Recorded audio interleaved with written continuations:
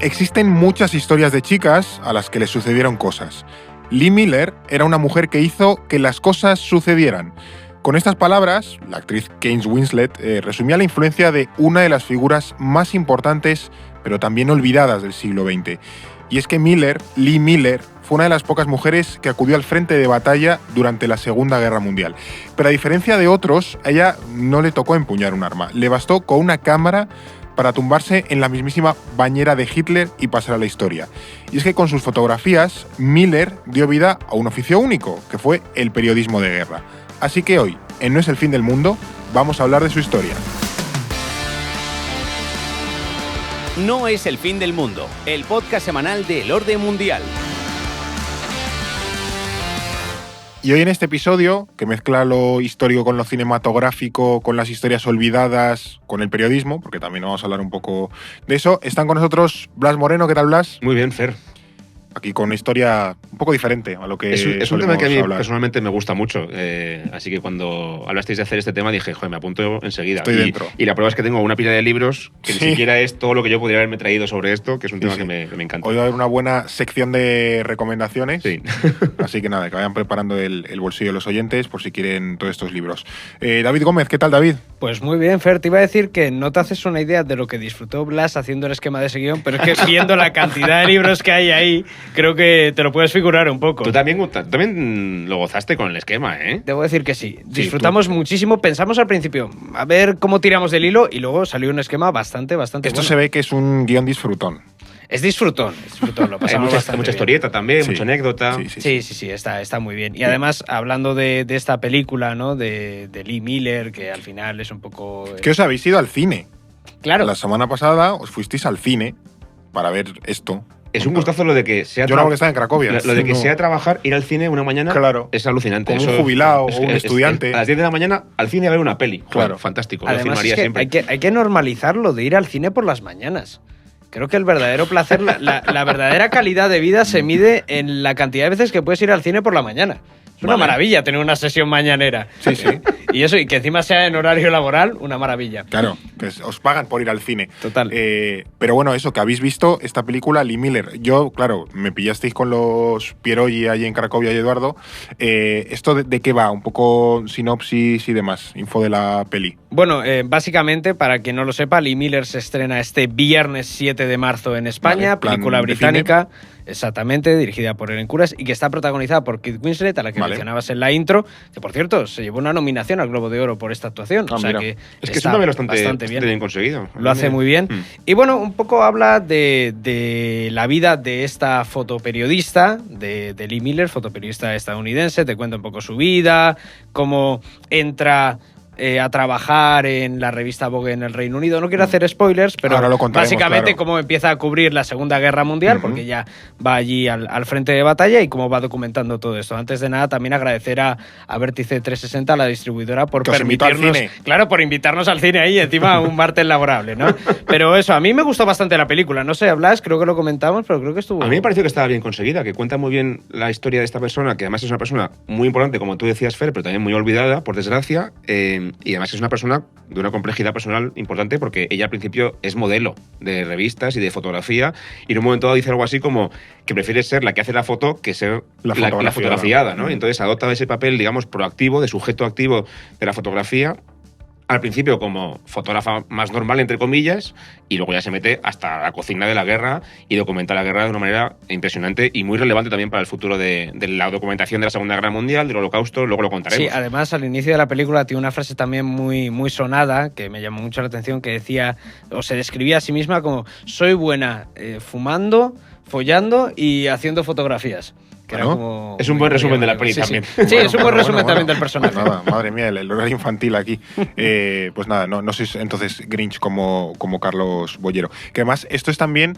Hay un pequeño guiño meta inesperado dentro de este episodio, que es que el episodio que hicimos de la Guerra Civil en Estados Unidos, la peli de Civil War, que fue uno de los episodios que más escucharon y más gustaron del año pasado, la protagonista, por así decirlo, de la película se llama Lee por Lee Miller. Ah, es verdad, no me acordaba de eso. Claro. Y sale ahí la historia de Lee Miller brevemente como mención, pero bueno, como guiño entre personajes, pequeño easter egg. Entonces aquí como que volvemos a reconectar un poco Que también es una peli ambas sobre historias. Es verdad, no había caído Claro, en eso. los protagonistas, aunque esa sea esa guerra civil en Estados Unidos, pero bueno, al final se vehicula la narrativa a través de varios periodistas de guerra, y una de ellas es Lee. Y también para verla, pues ahí lo tenéis, que gustó Peliculón mucho. también, sí.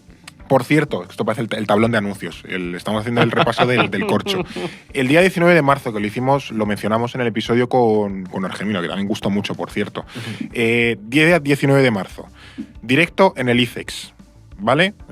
Ya podemos contar todos los detalles. 4 de la tarde, hora del cafelito. Os podéis escapar también de la oficina en el auditorio de ICEX, que está en el Paseo de la Castellana 278. Básicamente enfrente de las 4 torres de Chamartín. No tiene mucha pérdida.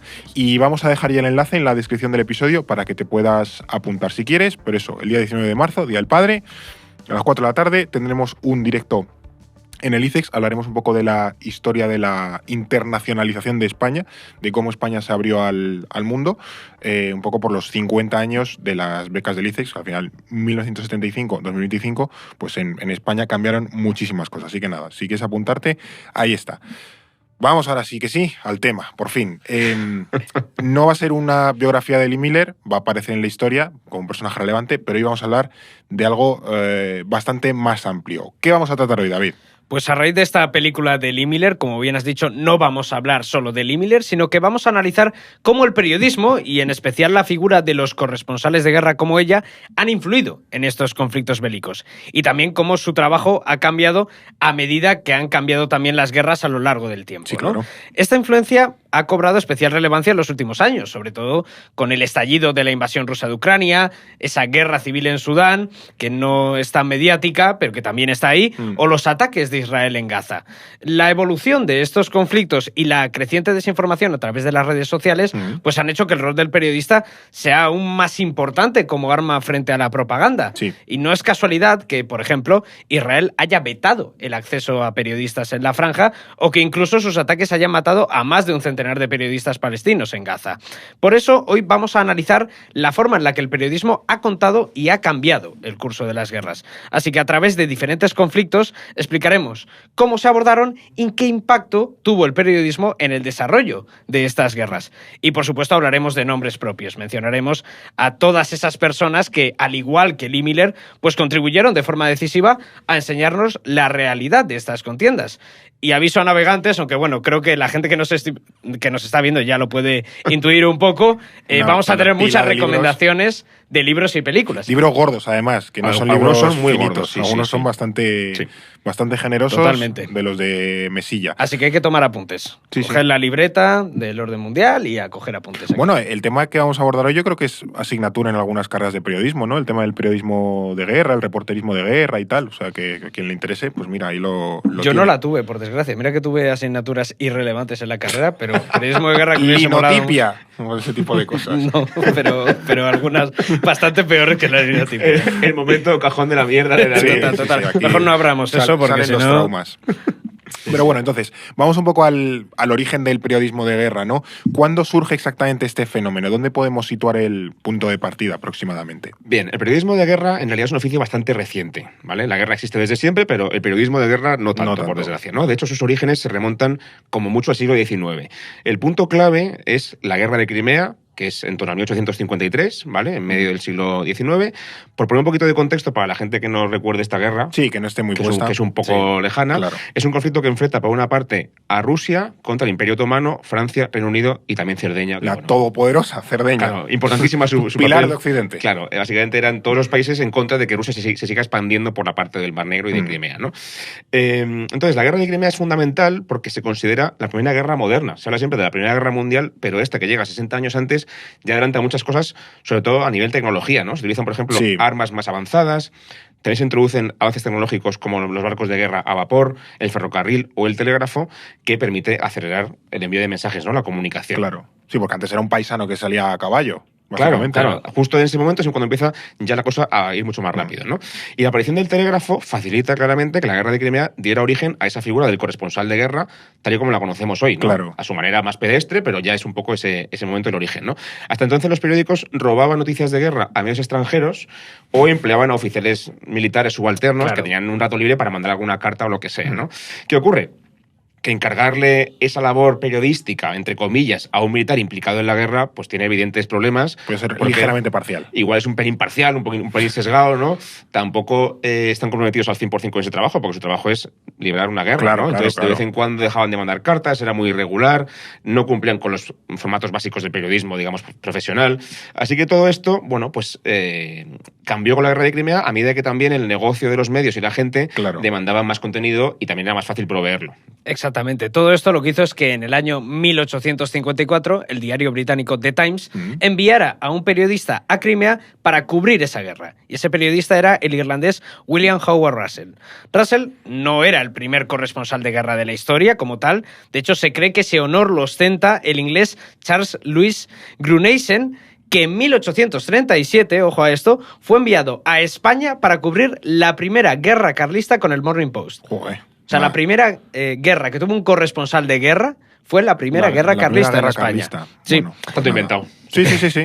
También me resulta difícil de tragar que a lo mejor para un inglés sea un irlandés el primer corresponsal de guerra. Claro. Entonces tuvieron que buscar... Tiene que haber alguien antes. Claro, que más fuese inglés. Entonces, sí. Bueno, como en aquel momento todavía los irlandeses formaban parte del Reino Unido, ¿no? Pues pueden salvar un poco ahí el orgullo, pero lo cierto es que era irlandés, ¿no? Sin embargo, Russell al final fue el que definió ese rol del corresponsal de guerra moderno, se considera el padre de los corresponsales de guerra, y con él se sientan las bases de lo que serían las coberturas mediáticas de los conflictos desde el frente de batalla. Esto lo explica muy bien un libro, mi primera recomendación, yo no los tengo aquí en físico, soy más de leer en digital. Sí, en EPUB, en PDF y demás. Se llama The First Casualty, que es de Philip Knightley, y que es un libro maravilloso porque te resume prácticamente toda la historia del periodismo de guerra desde Crimea, la guerra de Crimea hasta ayer. Hasta, te diría, creo que la última edición es la guerra de Irak. En 2003. Bueno. Pero bueno, es bastante completo, quiero decir, te cubre 150 años, así que me parece que es un libro maravilloso para entender esto. Pues nada, ahí queda la primera recomendación. Luego, todo eso siempre lo metemos en los enlaces y demás en la descripción para que lo tengas ahí por si te apetece echarle un ojo. Y bueno, aquí tenemos al bueno de Russell, ¿no? En Crimea. ¿Qué impacto tuvo la presencia de este señor por allí? O sea, ¿cuál es su legado, por así decirlo? Bueno, para empezar, en primer lugar, Russell fue la primera persona que cubrió una guerra en tiempo real. El primer tuitero. Eso es, no tenía Twitter el hombre, pero bueno, estaba ahí con el telégrafo de la que te pego, ¿no? Sus informes desde el frente mostraron la influencia del periodismo en la percepción pública sobre la guerra. Russell expuso por primera vez la cruda realidad de los conflictos bélicos. Lejos de glorificar las batallas, como se podía hacer antes en esas narraciones bélicas, pues puso de manifiesto la mala atención médica de los soldados británicos, también la incompetencia de sus oficiales, que era bastante, y esa indignación que generaron las crónicas de Russell en la sociedad británica fue tan grande que repercutió directamente en el gobierno. De hecho, el ministro de Guerra tuvo que enviar a la enfermera Florence Nightingale para profesionalizar la atención médica en los hospitales de campaña, para, sobre todo, mejorar la higiene, porque la mayoría de los soldados no morían por las heridas, sino también por la por los contagios. Por la mierda, básicamente. Exactamente, justo. No lo podía resumir mejor. Incluso los informes de Russell sobre la incompetencia del ejército británico forzaron la dimisión del primer ministro de aquel momento, que era el conde de Aberdeen, en 1855. Pero claro, por lo que sea, a los oficiales británicos no les agradaba la presencia de Russell en Crimea. Estaba empezando a ser una especie de grano en el culo para ellos. Sí. Así que con la irrupción del corresponsal de guerra, pues también surge la censura militar. Claro. De hecho, el comandante Lord Raglan ordenó a sus tropas negar todo tipo de asistencia a Russell. Sin embargo, sería su sucesor al mando, Sir William Codrington, quien en el año 1856 prohibió explícitamente la publicación de cualquier información valiosa para el enemigo. Claro, que esto también eran un poco filtraciones, quiero decir, lo podía leer tu paisano, pero también el enemigo, entonces podía ser un poco delicado. Por primera vez tienes a alguien publicando abiertamente información sobre el frente en su país, y a lo mejor los rusos o los franceses también pueden leer ese periódico y enterarse de lo que pasa, ¿no? Y a pesar de toda esa censura que mencionaba David, Russell consigue consigue inaugurar esa edad dorada de los corresponsales de guerra, el auge de la prensa popular, el uso también del telégrafo generalizado, la falta de la censura bien organizada, porque es verdad que era incipiente, pero aún no estaba, digamos, bien organizada, y también la creciente demanda por el contenido bélico de la gente que quiere saber qué pasa con sus hijos o sus hermanos en esa guerra de Crimea tan lejana, hacen que los periodistas de guerra adopten un papel protagonista en el siglo XIX, ¿no? En la segunda mitad del siglo XIX. En este periodo, por también dar algún nombre más, destacan figuras, por ejemplo, como Henry Villard, que cubrió la Guerra Civil estadounidense en la parte norte, Archibald Forbes, no sé si tiene algo que ver con Forbes después. Con Forbes, igual la tiene algo que Forbes. ver, pero bueno.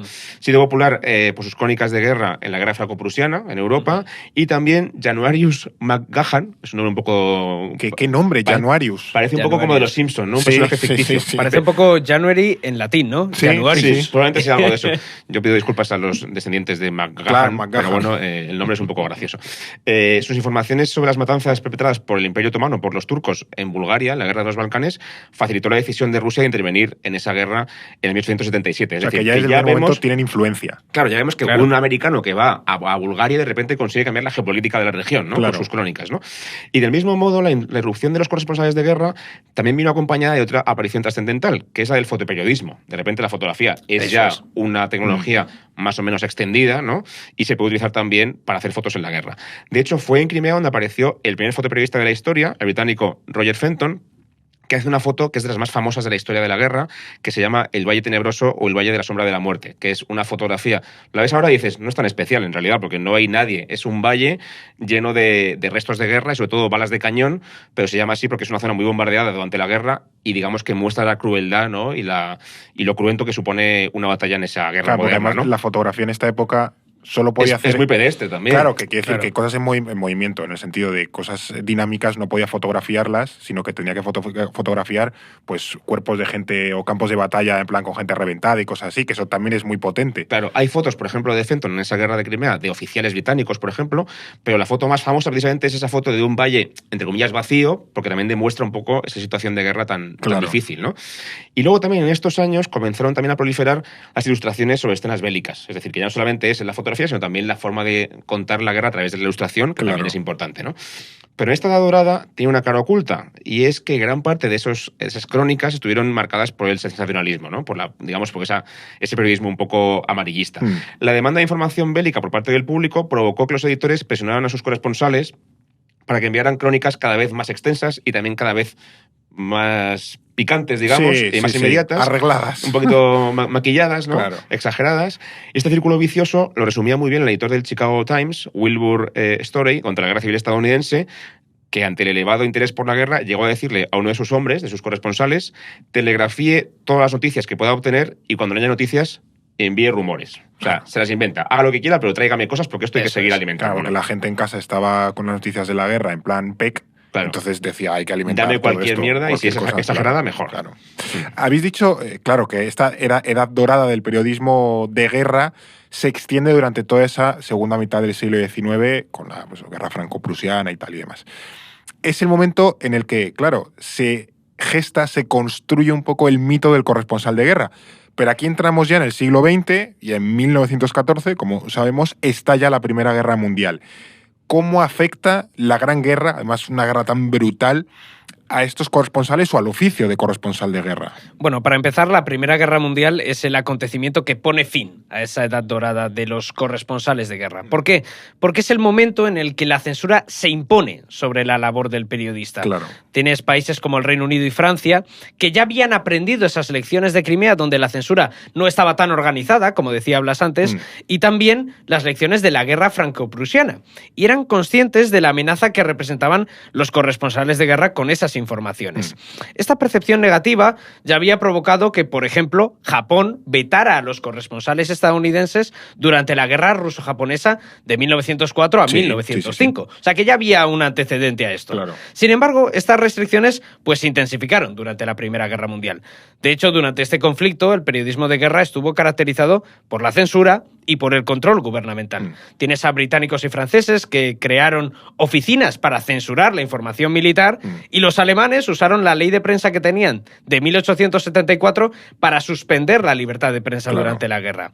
Al final, el control de la información se convirtió en una herramienta bélica más, sobre todo en ese contexto de la Primera Guerra Mundial, donde todo contaba. Sí. Y con ello, los corresponsales de guerra pues, se integraron en el entramado de propaganda que tenían los gobiernos que estaban implicados en el conflicto. Y esto es fundamental, Fer, porque durante la Gran Guerra la mayoría de corresponsales se alinearon con los intereses nacionales de su país. De hecho, uno de los más destacados, que era el británico Phil Gibbs, afirmó que es que ni siquiera necesitaban censores. Ellos mismos eran sus propios censores, porque pocos estaban dispuestos a publicar las informaciones que podían ser perjudiciales para su Estado. Y además en esa época creo que es habitual que muchos escritores, periodistas y demás estén metidos en las trincheras también combatiendo, o sea, que ni siquiera había esa distancia de, bueno, yo es que soy algo externo, que no sé nada, o sea, no quiero saber nada de esto. Yo qué sé, un Zweig que estaba en Suiza viviendo en esa época, pero no, muchos estaban combatiendo. Claro, y además es lo que decía David, que es una época muy nacionalista en la que se ve muy mal que tú hables mal de tu país, aunque sea para denunciar una atrocidad, por ejemplo, ¿no? Pero eso se considera que es ayudar al enemigo. Entonces nadie se quiere exponer a eso, ¿no? Y eso nos lleva a otro de los rasgos esenciales del periodismo de guerra durante la Primera Guerra Mundial, que es la propaganda y esa manipulación mediática que se hace en este conflicto, ¿no? Que es muy, muy importante y muy famosa. La exaltación del patriotismo y la necesidad de un amplio reclutamiento exigían que el enemigo fuera demonizado constantemente en la prensa. Y, por tanto, había que difundir historias que exacerbaran ese odio contra el adversario, aunque fueran inventadas muchas veces también. Esto fue lo que hizo, por ejemplo, el corresponsal de guerra del Daily Mail, F.W. Wilson, durante su estancia en Bélgica. Wilson había recibido presiones de su periódico para que documentara las supuestas atrocidades que, según el gobierno británico, estaban haciendo los alemanes en Bélgica. Sí. Y una de las historias más extendidas era que los alemanes habían asesinado a bebés belgas con bayonetas, que es una cosa como Está muy... feo. Está feo asesinar bebés con y es bayonetas. el típico cliché de cuando quieres escoger una historia súper cruenta, pones a bebés asesinados. Bebés o perritos. Eso es lo que más ¿no? Que toca también, la por patata. cierto, luego lo podemos comentar, pero también se repitió mucho, por ejemplo, en el ataque Kuwait. de Kuwait. y el ataque de Hamas contra También, Israel. claro. Ahí está, sí, también que es un tópico difundieron que... historias muy exageradas de muertes de bebés que luego no eran tan así, ¿no? Entonces, en ese contexto, Wilson se inventa una historia de un bebé que había sobrevivido al ataque alemán sobre un pueblo belga, Courbevoie. La historia fue tan exitosa que el Daily Mail recibió miles de cartas de británicos queriendo adoptar al pobre bebé Claro, hombre. que había normal, sobrevivido. normal. Oye, si allí no queda nadie que se pueda ocupar de él, Claro. yo me hago cargo de él. Claro. Incluso recibieron un regalo de la reina Alejandra, un poco para ese bebé. El único problemilla es que el bebé no existía. Claro, o sea, el bebé inventado. Entonces, ¿qué pasó con Claro. él? Claro, y que había que deshacer el De lío del repente bebé. Wilson dice, hostia, el Workbook, ahora que Claro, acabo con claro. esto, ¿no? Entonces lo que hace el periodista entre comillas periodista, es acordar con un médico local que atendía ya a los refugiados en Bélgica que ese bebé murió de una enfermedad muy contagiosa. Ay, por Dios. Nos inventamos una excusa, un Claro. final a este teatrillo, y que ni siquiera se pudo encontrar ese cadáver porque se enterró de forma rápida en una fosa común y ya está. Consiguió un falso certificado de defunción y se cerró la historia. Y ahí se acabó. Pero bueno, es un ejemplo, esta historia del bebé de Courbevoie, de esas maniobras de propaganda, historias inventadas que se publicaban durante la Primera Guerra Mundial para exagerar ese nacionalismo, ¿no? Bueno, y de hecho, las atrocidades que hicieron los alemanes en Bélgica, además de movilizar mucho a la opinión pública británica el esfuerzo de guerra, luego también fueron un factor muy importante, toda la instrucción que hubo en Bélgica, de cara a pedir las reparaciones de guerra alemanas. Quiero decir que este tipo de historias no se quedan solo en una anécdota, sino que realmente luego tuvieron también un pozo y van decantándose para marcar la historia a Claro, largo plazo. cuando después de 4 años de una guerra que realmente no ha provocado nadie, entre comillas, o no es culpa solamente de un solo país, no como la Segunda Guerra Mundial, que sí es más evidente que es culpa de Alemania, pierde Alemania la guerra y hay que hacerle pagar todo Claro. lo que se ha contado sobre los alemanes, que es terrible, pues pesa también mucho en esa... Claro, aunque sea ese verdad castigo. o no la historia, ese pozo queda. Incluso a día de hoy lo vemos. Por ejemplo, cuando Donald Trump está diciendo que los haitianos se comen perros, puede ser verdad o mentira la historia, evidentemente es mentira, pero lo que queda es esa percepción negativa de los inmigrantes. Claro. Y esto también pasaba, y más aún cuando no se podía verificar si era cierto o no. ¿Qué ocurre? Que lo que se contaba, evidentemente, era muy distinto de lo que sucedía realmente en las trincheras, ¿no? Así que a medida que la guerra se recrudecía y se extendía en el tiempo, los soldados que estaban en el frente y que veían de verdad lo que estaba pasando, hartos del silencio o de las mentiras de la prensa, crearon sus propios medios, los llamados periódicos de trinchera, que escribían ellos mismos para informarse de lo que estaba pasando mundo, ¿no? Son medios que no solamente servían para que los soldados expresaran sus críticas a la gestión del conflicto, sino también como una forma de entretenimiento para ellos mismos, ¿no? Pues para alejarse de la brutalidad de los combates, informarse entre ellos y salir un poco de su miseria, ¿no? En ese sentido. Claro, sí, esto es un poco Senderos de Gloria. Sí. Que no llega a salir esto, pero vamos, es un poco ese espíritu. Ese momento, sí. Habéis dicho, claro, aquí que los corresponsales de guerra, por norma general, fueron censurados o bien se alinearon con sus respectivos gobiernos nacionales un poco para barrer el ardor patriótico para casa. Pero, claro, ¿qué pasaba con los corresponsales de los países neutrales? ¿Cómo se contaba la guerra allí? Ellos no tenían la motivación de bailarle el agua a uno u otro bando, sino que al final iban un poco por libre. Pues los corresponsales de guerra de los países neutrales también se enfrentaron rápidamente a fuertes restricciones, tanto de los estados beligerantes como de sus propios países, porque estos tampoco querían que su neutralidad quedase comprometida por lo que contaran sus propios periodistas. Claro. Y fruto de estas limitaciones, varios de ellos, sobre todo estadounidenses, optaron por regresar a casa, a sus lugares de origen. Sin embargo, otros intentaron aprovechar ese estatus de neutralidad al máximo para eludir la censura. Y es que, al final, ambos bandos también intentaron ganarse el favor de estos corresponsales, pues para que influyeran en la opinión pública de sus propios países. Claro. Esto fue especialmente significativo en el caso de Estados Unidos, que, como bien sabemos, hasta 1917 no entra en la Gran Guerra. Por ejemplo, el corresponsal de United Press, que era William G. Shepard, pudo revelar historias exclusivas como el primer uso de gas venenoso por parte del ejército alemán en Ypres y el primer ataque de un Zeppelin alemán en Londres en 1915. Son buenas exclusivas, lo del ataque de gas, el de, bueno, la hiperita que se llamó. Además, al final, como eran exclusivas que a los británicos les beneficiaba para demonizar a los alemanes, pues en cierto modo estaba bastante bien para ellos, ¿no? Pero sí que es verdad que son revelaciones bastante importantes. Pese a ello, hay que decir que estas crónicas de Shepard pues fueron una excepción y los corresponsales de los países neutrales se toparon con muchísimas dificultades para cubrir el conflicto con información, sobre todo de primera mano. Fíjate, lo que sucedió en la Primera Guerra Mundial lo resumió muy bien el escritor estadounidense Ernest Hemingway, que estuvo ahí también allí colaborando como, me parece, conductor de ambulancia. Él no llegó a luchar, pero sí que estuvo ayudando a la Cruz Roja. Que no bebiese. Seguro que sí. Siendo Hemingway habría bebido todo el rato, ¿no? Pero bueno, él escribió, aparte de que escribió un libro bastante famoso, ahora mismo no recuerdo el nombre, pero tiene un libro sobre la Primera Guerra Mundial, escribió que la Gran Guerra había sido, y digo textualmente, la matanza más colosal, asesina y mal gestionada que jamás se haya producido en la Tierra. Los escritores o escribieron propaganda, o callaron, o pelearon. Y es un poco ese espíritu también de Hemingway que tiene tan... ¿no? Se vino un poco arriba porque luego, años después, ahora lo contaremos... se plegó un poquito más, ¿no? Claro, tuvo que recoger un poquito de cable. Y aquí una pequeña curiosidad que a mí siempre me ha hecho mucha gracia, y es que también fue un corresponsal de guerra en la Primera Guerra Mundial, el español Valle Inclán. ¿Sí? ¿En serio? Le conocemos por ser escritor de teatro y de novela española, muy esperpéntico él también, pero se estuvo, me parece que una semana o dos en el frente de Alsacia y llegó a sobrevolar las trincheras alemanas con un avión. Y tiene un reportaje sobre esto, me parece que está con el Imparcial, me parece, un periódico de la época español. Así que él también fue un corresponsal de guerra, si bien breve, que tenemos aquí también en España. Claro, porque aquí, claro, entiendo que en la Primera Guerra Mundial a lo mejor lo desconozco, los periodistas españoles a lo mejor también tenían cierto Bueno, como país neutral papel. también, pues también informaban. Claro, a lo mejor unos suizos pues pueden estar más comprometidos, o unos neerlandeses, pero a lo mejor unos españoles, que a mí esto ni me va ni me viene. Él era muy aliadófilo, se puede decir, ¿no? Más pro-francés y más pro-británico, y se fue allí a cubrir eso, pues eso en Alsacia, en la parte más caliente del frente, realmente. Claro, mira, pues ahí Valle Inclán.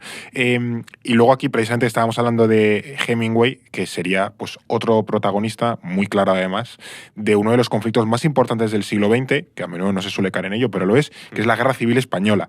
Porque de hecho ahí surge una de sus obras más famosas, que es Por quién doblan las campanas, luego también llevada a película. Se suele pensar en la Guerra Civil, esto ya digo, no es muy conocido. La Guerra Civil tiene una importancia a nivel internacional muy grande en su momento, pero luego también tiene una importancia muy grande para lo que es el periodismo de guerra. Habría que hacer también un podcast sobre esto, me parece. Porque creo que en España la gente sabe mucho sobre la guerra a nivel nacional, como es lógico. Claro, en el contexto español. Pero no se tiene tanto la relevancia internacional de precedente para la Segunda Guerra Mundial, de simbolismo ideológico, de todo lo que hay ahí, y creo que eso también podría estar... Tiene es un buen jardín, muy importantes. Pero es un tema bastante chulo. Sí. Entonces, ¿por qué fue relevante la Guerra Civil para el tema que nos ocupa hoy, que es el periodismo de guerra? La Guerra Civil Española supuso un punto de inflexión, y esto no es una exageración, para la figura del corresponsal de guerra. ¿Por qué? Primero, el conflicto atrajo escritores de primera talla, como George Orwell, John Dos Passos, Martha Gellhorn o el propio Hemingway, que fueron allí De hecho, Hemingway creo que fue marido de Gellhorn, una de las mujeres que tuvo muchísimo. Sí. Bueno, pues, por ejemplo, Dos Pasos, Gerson Hemingway se alojaban en el mítico Hotel Florida, que es donde está ahora el Corte Inglés de Callao, por ejemplo, en pleno Gran Vía, viendo cómo caían los obuses en esa principal avenida de Madrid, que se conocía, de hecho, como la avenida de los obuses o el 15 y medio, porque es el calibre que tenía el obús que caía en la Gran Vía. Como estaba allí cerca el edificio de Telefónica, que es el más alto de Madrid de la época, era lo que intentaban bombardear, claro. Digamos, el bando franquista apuntaba ahí todo el rato y caía siempre sobre la calle Gran Vía, ¿no? Que aquí hay una recomendación que quiero hacer. La primera física que tenemos esta tarde. Porque tienes que empezar a aligerar esa montaña. Sí, es verdad. Porque aquí hay mucha manteca. Telefónica, de Ilse Barea Kulskar, que ella cuenta la historia propia, además, personal de ella misma, como agente, digamos, de gestión de... no sé si es un organismo de censura o de gestión de periodismo por parte del gobierno de Madrid, que trabajaba precisamente en el edificio Telefónica, que es desde donde los corresponsales enviaban sus crónicas hacia el exterior, que es de donde se podía enviar ese edificio también preparado estaba para eso, y ella cuenta esos entresijos de cómo funcionaba la censura, de cómo funcionaba el periodismo de guerra en Madrid y sobre todo pues el problema que había en Telefónica en la Gran Vía con el constante bombardeo sobre ese edificio, ¿no? Entonces, ¿qué pasa? A la guerra civil también llegarían fotoperiodistas como Endre Erno Friedman, que la gente no sabe, en realidad tiene otro nombre, que es más conocido como Robert Capa, ¿no? El famoso periodista. También su pareja, Gerda Taro. En realidad, el nombre de Robert Capa lo utilizaban los dos indistintamente como seudónimo. Es que eso creo que es interesante, y además yo no conocía la historia. O sea, Robert Capa en realidad son dos personas. Sí. Técnicamente sí, es un nombre que se inventan ellos dos para publicar juntos las piezas que hacen y también para sortear la censura, que en el caso de ella, que también podemos comentar después en relación con Lee Miller, es más difícil para una mujer publicar que para un hombre. Entonces, utilizan el mismo nombre los dos y ha habido un problema de atribución de fotografías muy a menudo porque firma como Robert Capa, no sabemos si son de Friedman, de él, o de Taro, de ella, de la pareja, ¿no? Iban siempre juntos, etcétera, ¿no? Que luego a Taro la espachurró un tanque en Brunete. En el año 37, en una columna republicana, se cae de un jeep y un tanque la atropella y muere trágicamente muy joven en esa guerra. Pero atropella un tanque, pues por también está, por ejemplo, Katy Horner, que también es importante, también extranjera, y luego también hay que recordar a la gente española, Agustí Centelles, por ejemplo, o Martín Santos Rivero, que cubrió la guerra desde Madrid, ¿no? Entonces, la guerra civil inaugura... Es una introducción un poco larga para contar lo que quiero contar, pero bueno. Pero que mola porque vemos aquí un montón de nombres internacionales, que es decir, había una clarísima atención internacional a la guerra civil y hay un trasiego de corresponsales muy importante. Potentísimo, ¿no? Entonces, la guerra civil inaugura un tipo nuevo de periodismo de guerra, que es el periodismo militante. Es decir, a diferencia de lo que ocurre en la Primera Guerra Mundial, donde la gente seguía más por el patriotismo, yo soy británico y cubro mi lado para bien, digamos, en contra del otro lado. Aquí ya es más una cuestión ideológica, ¿no? Yo soy de izquierdas o de derechas y voy a la guerra a contar la historia de esa lucha ideológica, ¿no? El compromiso político eclipsa la objetividad también en algunos casos y también el respeto a los hechos. Se ve la manipulación, pero más en clave ideológica que nacional, por así decir, ¿no? Y para figuras como, por ejemplo, Hellborn, su propósito principal era derrotar al fascismo. Ella venía a hacer periodismo, pero con un objetivo político evidente, ¿no? Claro. Debido a esa implicación política, las crónicas de la Guerra Civil Española a menudo están marcadas por la propaganda y los sesgos ideológicos de cada uno de los autores, ¿no? Por ejemplo, Hemingway escribió apasionadas crónicas sobre el inminente triunfo de la República, que luego Hemingway, claro, por lo que sea, no se te da bien anticipar cosas, ¿no? Claro. Mientras el bando republicano colapsaba militarmente, ¿no? Y él estaba ahí en Madrid, en fin, a verlas venir, ¿no? Otro ejemplo es el de Orwell, que escribió su famoso Homenaje a Cataluña, también lo tengo aquí, segunda recomendación. Ah, mira. Como los vayas poniendo en fila india uno vamos a uno. a intentar acomodarlos aquí como buenamente podamos.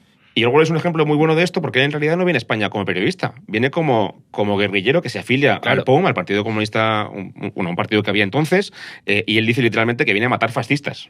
Es que luego también escribió un libro muy bueno sobre su experiencia y tal, pero realmente él no viene como periodista. Un poco hasta las narices de todas las facciones de la izquierda en Cataluña y dice, mira, yo me vuelvo a mi casa. Me pido de aquí y ya está. Pero es un ejemplo bueno de un periodista que en realidad es más un comprometido ideológico que un periodista, ¿no? Sí. Y la Guerra Civil en ese sentido también recupera la épica del corresponsal de guerra que hipotecaba su vida, que se arriesgaba físicamente incluso para acudir al frente de batalla. Hay muchísimos ejemplos. Tú has mencionado el de Gerda Taro, que es uno de los más importantes, porque como decíamos, en julio del 37 muere atropellada por un tanque, pero hay muchos más que también veremos después, de gente que se expone y que incluso muere en la guerra por hacer el trabajo del periodista. Sí. Exactamente. Además, esta Guerra Civil Española propició el auge de dos medios que hasta entonces no habían tenido tanta importancia. Uno en la radio y el otro es la fotografía, que es verdad que ya había aparecido previamente, pero aquí es donde empieza a cobrar fotografía una bien relevancia. hecha, ¿no? Claro, fotografía buena. No de estar 20 minutos quieto para que salga bien la foto. Eso Totalmente. no es fotografía, pero bueno. Bueno, al final la guerra civil fue el primer gran conflicto en el que la radio se usó como medio de comunicación de masas. Tanto el bando republicano como los sublevados utilizaron el medio radiofónico para difundir su propaganda. Y de este uso de la radio como instrumento de guerra tomaría nota, por ejemplo, el ministro de propaganda nazi, Joseph Goebbels, que la convirtió en un elemento central de la estrategia propagandística del Tercer Reich. Del mismo modo, la fotografía pues también ganó importancia durante la Guerra Civil Española porque el desarrollo de las cámaras fotográficas que no había en el siglo XIX Claro, y la guerra de Crimea. Pues.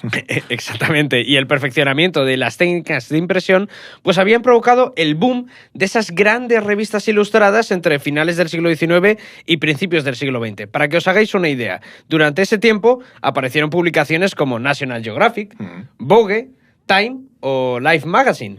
Y de estas revistas, pues al final surgió una plataforma ideal para el auge del fotoperiodismo y para la cobertura de los acontecimientos internacionales a través de reportajes fotográficos cada vez más extensos. Que curiosamente, claro, cada revista ha evolucionado, pero ahora no asociaría pues un reportero de guerra a lo mejor a National Geographic y mucho menos a Vogue. Claro, pero entonces sí que lo era. Claro, y luego, por ejemplo, Life creo que se cerró hace unos años porque ya no era rentable. Sí. El Time sí que publica cosas, pero no es tan... Claro, es más como más reflexivo, ¿no? Pero en ese momento estaban como más alineadas a la actualidad. También por así Squire, decirlo. por ejemplo, también era muy famosa en aquella época. También lo es ahora, pero quizás no tanto en ese sentido. Claro. Sí. Sí, totalmente. Y fue precisamente en este momento. Lo de Vogue llama mucho la atención porque la gente que vea la película va a ver que Lee Miller trabajó para la edición británica de Vogue y precisamente en ese momento sí que tenía una relevancia Vogue contando los conflictos. Bueno, de hecho, hay una pulsión interna que se ve en la película, que es que Vogue es una revista más de moda. Yo lo asocio a eso. Claro. Un poco de lifestyle, de estilo de vida Eso, y tal. lifestyle. Bueno. Y es ella la que empieza a proponer, oye, hay que contar cómo vive la gente de Londres y del Reino Unido la guerra. Empieza haciendo esa clase de fotos en Londres y luego dice, oye, es que la historia en realidad está en Francia. Tengo que cruzar el charco e irme a Europa a cubrir la guerra. Claro. Y entonces de repente Vogue, que es una revista de moda, empieza a contarle a sus lectores la guerra. Ahí es un poco el giro que también se ve en la película. Claro, está el giro y ahí el debate de qué tiene que ser Vogue, qué tenemos que contar, qué no contamos, qué publicamos. Es bastante interesante. De este modo, la Guerra Civil Española pues, fue el escenario de algunos de los documentos fotográficos más importantes de la historia. Y entre ellos se encuentra esa mítica instantánea de Robert Capa, la muerte de un miliciano, que se erigió en el símbolo del sacrificio republicano durante la contienda. Que está retocada, o sea, no hay retocada, un debate está... bastante complejo sobre si es una foto buscada o no. O recreada, porque ¿no? el miliciano como que se está cayendo hacia atrás, parece que golpeado por una bala y se está muriendo y es justo en el momento en el que le pilla la foto, ¿no? No se sabe si es un fake, digamos, o es una foto real, genuina. Sí, lo que argumentan es que es muy difícil que ocurra eso, sino que sería más una recreación de algo que ocurrió el día anterior o algo así que me suena haber leído. Pero bueno, en cualquier caso, es lo que estábamos diciendo, es una fotografía muy impactante, famosísima al extremo, y que en un contexto donde tú al final lo que buscas es la movilización ideológica, pues claro, en un sentido propagandístico tenía todo el sentido del mundo ese tipo de fotografía o de recreación para encontrar. De hecho, antes no hemos mencionado, pero hay alguna gente, no sé si es Cathy Horna uno de los ejemplos, que más que como periodista que trabaja para un medio extranjero, se afilian a partidos políticos nacionales para publicar revistas, por ejemplo, del Partido Anarquista, de la CNT o algo así. Sí, de hecho, Horna era anarquista. Eso te iba a decir, para contribuir con su esfuerzo de trabajo periodista a la causa anarquista, no a una revista internacional. Eso también existe, ¿no? El periodista como propagandista, más que como informador. Claro. Y hablando, que estamos de Robert Capa como concepto, esto como Carmen Mola, ¿no?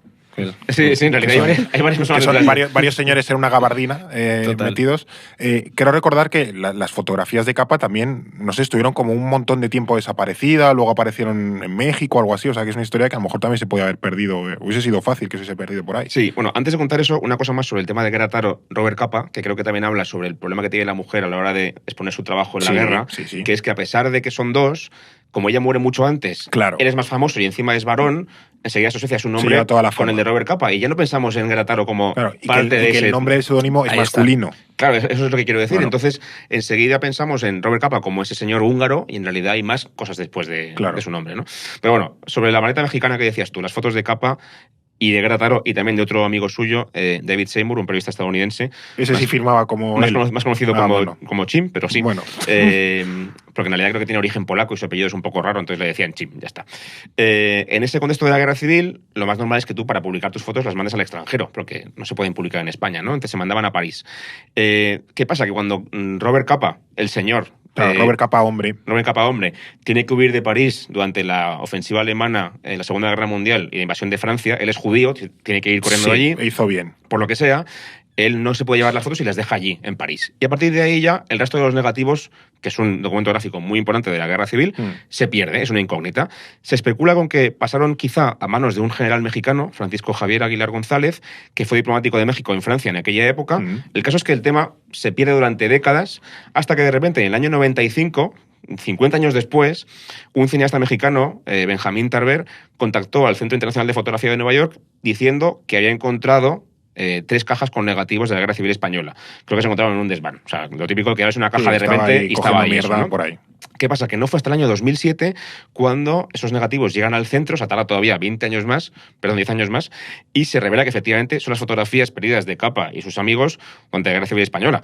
Y por eso ese conjunto de imágenes pasó a conocerse como la maleta mexicana. No es una maleta, pero bueno, pues se la conoce así y es muy importante su descubrimiento, bastante reciente además, ya digo. Claro. Sí. Además, esta anécdota de la maleta mexicana tiene bastantes paralelismos con la película de Lee Miller. No voy a hacer ningún spoiler, no voy a decir nada, pero quien vea la película va a entender muy bien por qué esta referencia.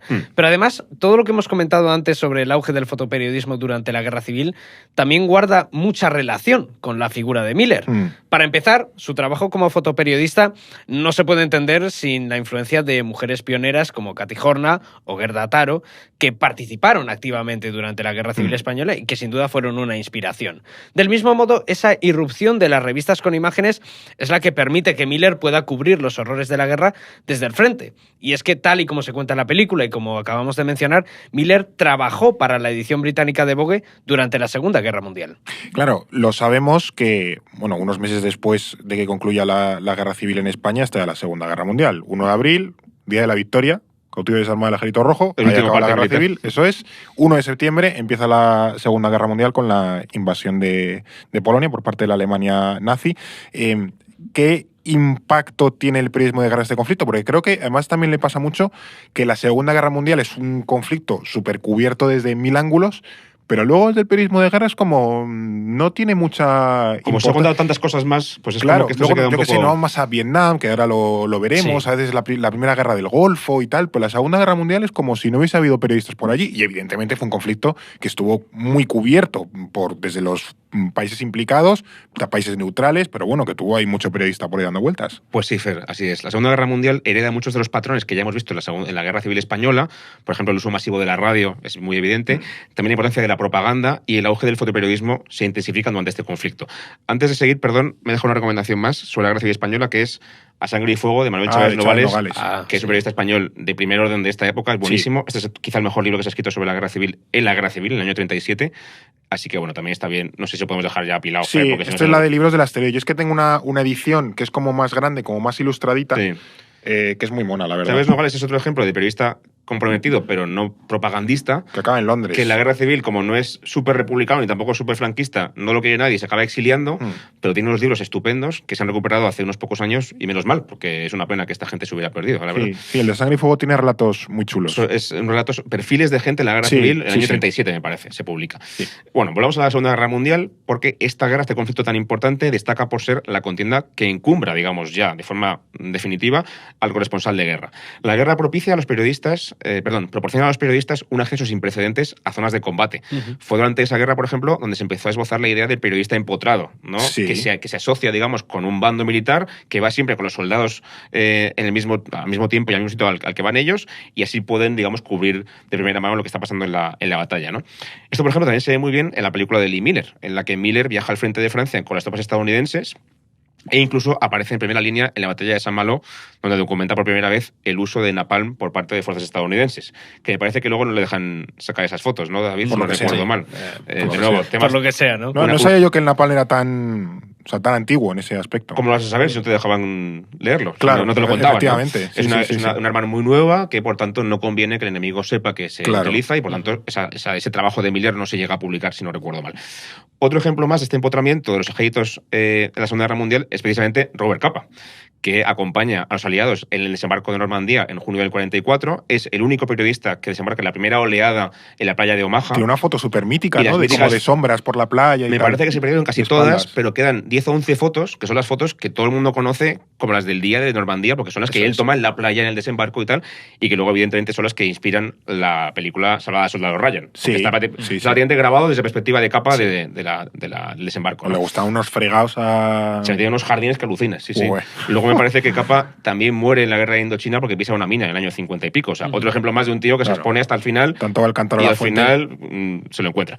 Entonces, ese embotamiento militar permitía a los corresponsales de guerra presenciar in situ el desarrollo de los combates, estar ahí mismo, ¿no? Y también, evidentemente, entablar una relación de confianza con los soldados. Yo voy, igual que tú, a pecho descubierto, a la playa de Omaha, pues luego cuéntame alguna cosita porque nos llevamos bien, ¿no? Claro. Tenemos una relación más de confianza.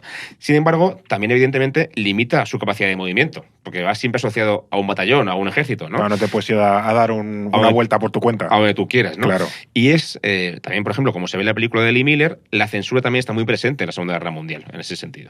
Totalmente. Y en relación con estas restricciones, otro aspecto que se muestra perfectamente en la película de Lee Miller son las desigualdades entre los corresponsales y las corresponsales.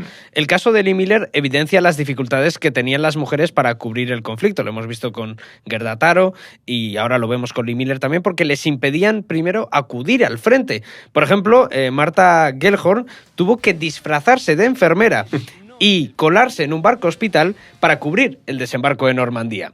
O sea, ahí ya ves un poco... Mientras a Capa le deja subirte a la barca A la lancha. e ir allí, ahí hay que meterla como por la parte de atrás, ¿no? Es que es así muy, Claro, y por muy supuesto gráfico. Hemingway, que era su marido, no tenía ningún problema para ese tipo de acreditaciones. Bueno. O sea, esa es la gran diferencia, ¿no? Pese a ello, los corresponsales, o las corresponsales de guerra en este caso, desempeñaron un papel fundamental a la hora de documentar los crímenes cometidos durante el conflicto, especialmente a través de la fotografía. De hecho, las fotografías de los cadáveres apilados que sacó Lee Miller junto a su compañero David Sherman en el campo de concentración de Dachau son, junto a las crónicas del soviético Vasily Grossman con el Ejército Rojo desde el Frente Oriental, determinantes para retratar esa magnitud del Holocausto judío. Y también esos trabajos, tanto el de Grossman como el de Lee Miller, sirvieron como evidencias para los juicios de Nuremberg, en los que se procesan a esos dirigentes nazis. Perdón, David, sobre Grossman, otro libro Otro, más. madre mía, me estáis Este creando aquí una tonchaco, muralla. La biografía de Vasily Grossman, que es muy interesante porque es un periodista soviético que, como dices tú, cubre la Segunda Guerra Mundial con O los sea, él va soviéticos. empotrado Eso en el Ejército Rojo. Claro, Eso es. entonces te cuentan la otra parte, pero además él es judío y es de los que primero llega a Auschwitz y el resto de campos de la parte oriental de la guerra y cuenta eso. Entonces es, bueno, bastante fuerte y su Que historia merece es muy... mucho la pena. Este es el que también escribió luego Vía de Destino, Sí. un montón de novelas muy buenas sobre la Segunda Guerra Mundial en Stalingrado y en la parte de la Unión Soviética. Es lo mencionábamos antes fuera de micro, ¿no? Una crónica gigantesca, porque el libro creo que es un tochamen descomunal de la batalla de Stalingrado. Son 2 libros, Ah, cada, dos uno- libros. cada uno Sí, de sí. más de 1000 páginas. Pero Jesús. es fantástico. Yo he leído el primero, el segundo aún no lo he empezado, Claro. pero que cuenta muy bien los entresijos, digamos, de la sociedad soviética en ese contexto de la guerra y de la batalla de Stalingrado. Así que súper recomendable también. Sí, sí, Vasily son Grossman. extraordinarios. No son concisos, pero son muy buenos. De todas formas, hay que decir que no solo los periodistas documentaron el horror de la guerra durante la Segunda Guerra Mundial.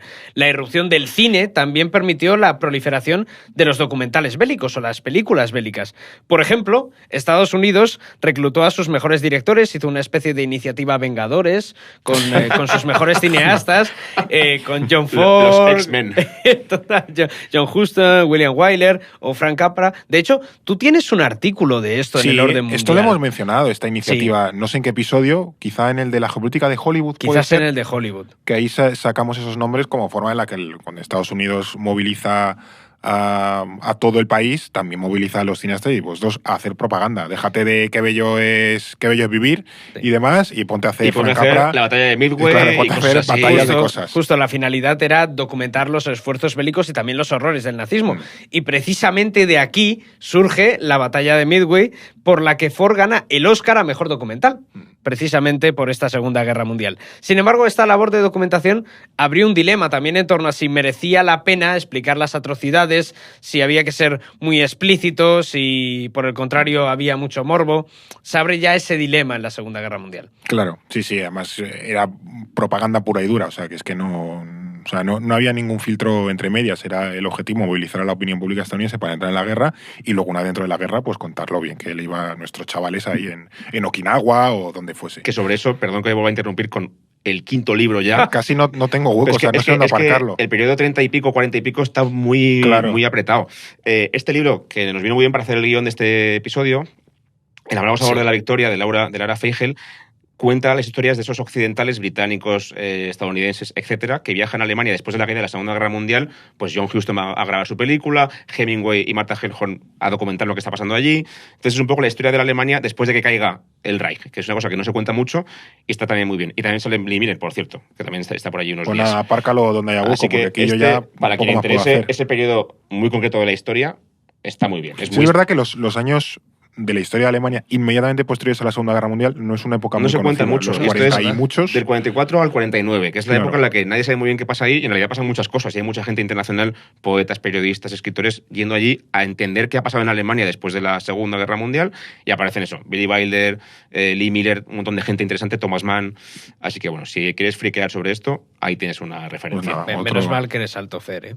Sí, no, me habría quedado dos más, me los guardo para luego dentro de un rato, claro, ¿vale? Lo prometo. Ya. Además te queda un peso pesado por ahí. Sí, la verdad que sí. A lo mejor el más pesado de todos, casi. Bueno, yo en realidad lo decía al revés. Sí, yo he pillado a Fer. Yo creo que lo decía en plan metafórico, ¿no? Eso es. Vale. El otro no sé de quién es. Luego hacemos, luego contamos que ya me lo puedo imaginar. La otra enmienda no sé de quién es. El peso pesa. Pero bueno, esto que comentábamos de cómo retratar la guerra, cómo contarla, es un debate que todavía permanece, está muy vivo en el mundo del periodismo. Lo hemos visto, por ejemplo, también con el tema de Gaza, lo hemos visto con el tema de Ucrania, ¿no? Cada vez que salen muertos, imágenes de muertos o mutilados, por ejemplo, en Gaza hemos visto muchísimas, niños también, estamos debatiendo si sirve para concienciar, si se publican únicamente por morbo, si generan incluso el efecto contrario, es decir, la evasión de la gente, es decir, mira, no puedo con tanta maldad y muerte y destrucción y me evado. O sea, que también es un debate que está ahí y sobre todo en un momento en el que yo creo que cada vez las imágenes son más recientes, más vívidas. Es decir, que al final la calidad, por así decirlo, de la imagen va más y eso impacta más. No, y que además ahora ya no solamente hay fotografías de gente profesional, sino también hay fotografías tomadas por civiles con un teléfono móvil que te pueden enseñar cosas muy cruentas, pero sin ningún filtro y sin ninguna conciencia profesional, ¿no?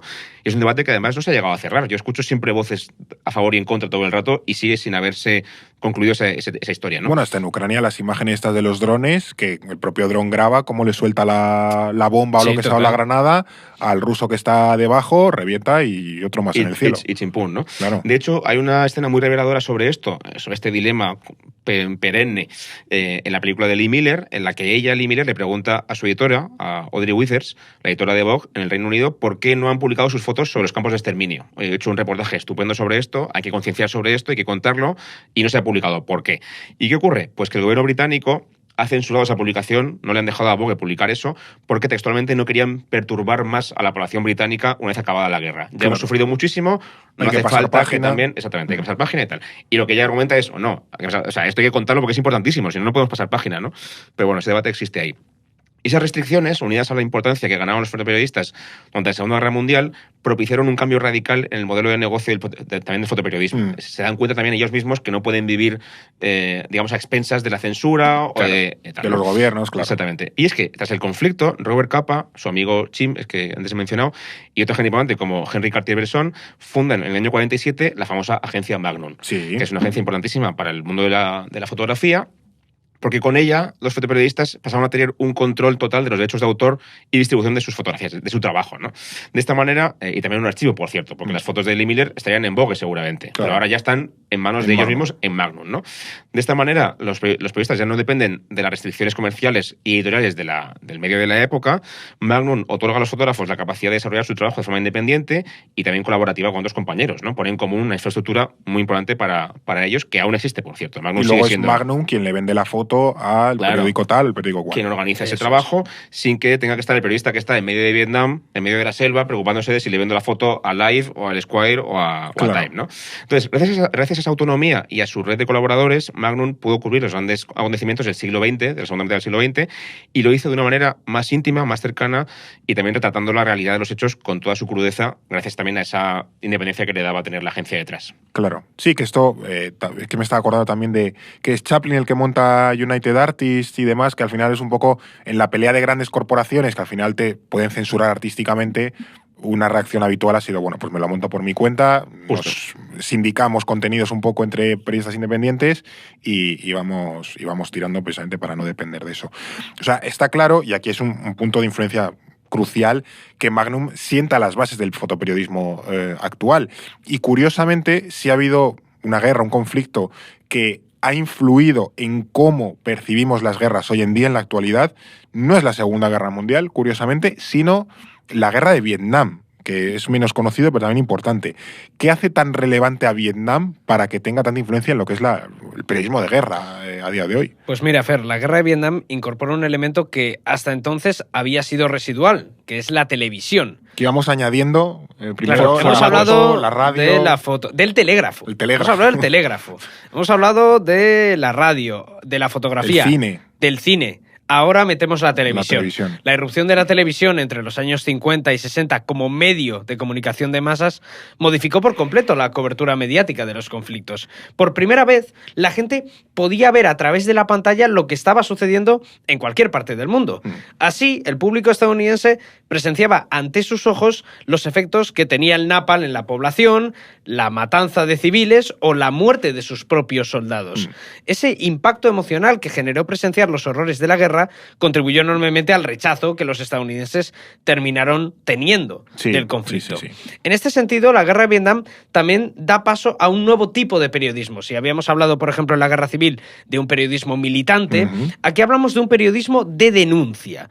Ya no se trataba únicamente de informar sobre lo que estaba pasando en el frente de batalla, sino también de documentar las atrocidades cometidas contra la población civil, como la masacre de My Lai en 1968, que perpetró el ejército estadounidense, sino también incluso de destapar información clasificada con la publicación en 1971 de los famosos papeles del Pentágono, que eran unos documentos que revelaban las mentiras que había vertido el gobierno de Estados Unidos tanto para justificar la intervención en el conflicto como para manipular la verdadera evolución de la contienda.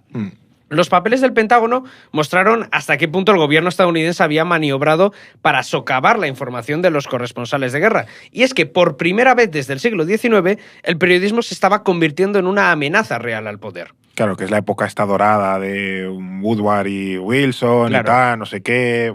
Claro, es el momento en el que ya el corresponsal de guerra y en general el periodismo comprometido es capaz de hacer presión al gobierno, ¿no? Y que Washington se dé cuenta de que esto no nos ayuda y empieza a presionar para expulsar a los periodistas de la zona de guerra de Vietnam si no colaboraban con la causa estadounidense. O sea, estás con el gobierno a muerte o si no te vas de aquí porque eres incómodo. Que ¿no? En realidad, curiosamente, lo que los periodistas contaban era algo que el gobierno estadounidense ya sabía. Es decir, el gobierno de Johnson sabe desde el principio que la guerra de Vietnam va fatal, pero no le pueden vender eso a la opinión pública y por eso siguen empantanados en Vietnam durante muchísimos años. Ellos sabían que no iba bien, pero claro, había que vender un poco aquella acción. Claro, y por eso es incómodo desde dos puntos de vista. Por una parte, destapa las mentiras del gobierno, destapa que la guerra va mucho peor de lo que parece, y en segundo lugar, como digo, destapa que el gobierno está mintiendo a la población. Claro, o sea, no que el gobierno sabe que la guerra va mal y no nos lo dice. Y aún así nos sigue mandando allí a luchar, ¿no? Entonces, claro, sí. se vuelven muy incómodos y, bueno, pues un ejemplo muy bueno de esto es el periodista David Halberstam, a quien el presidente John Kennedy intentó sacar de Vietnam presionando al editor de su periódico, el New York Times. Llamamos al de arriba para que eche al corresponsal de abajo, ¿no?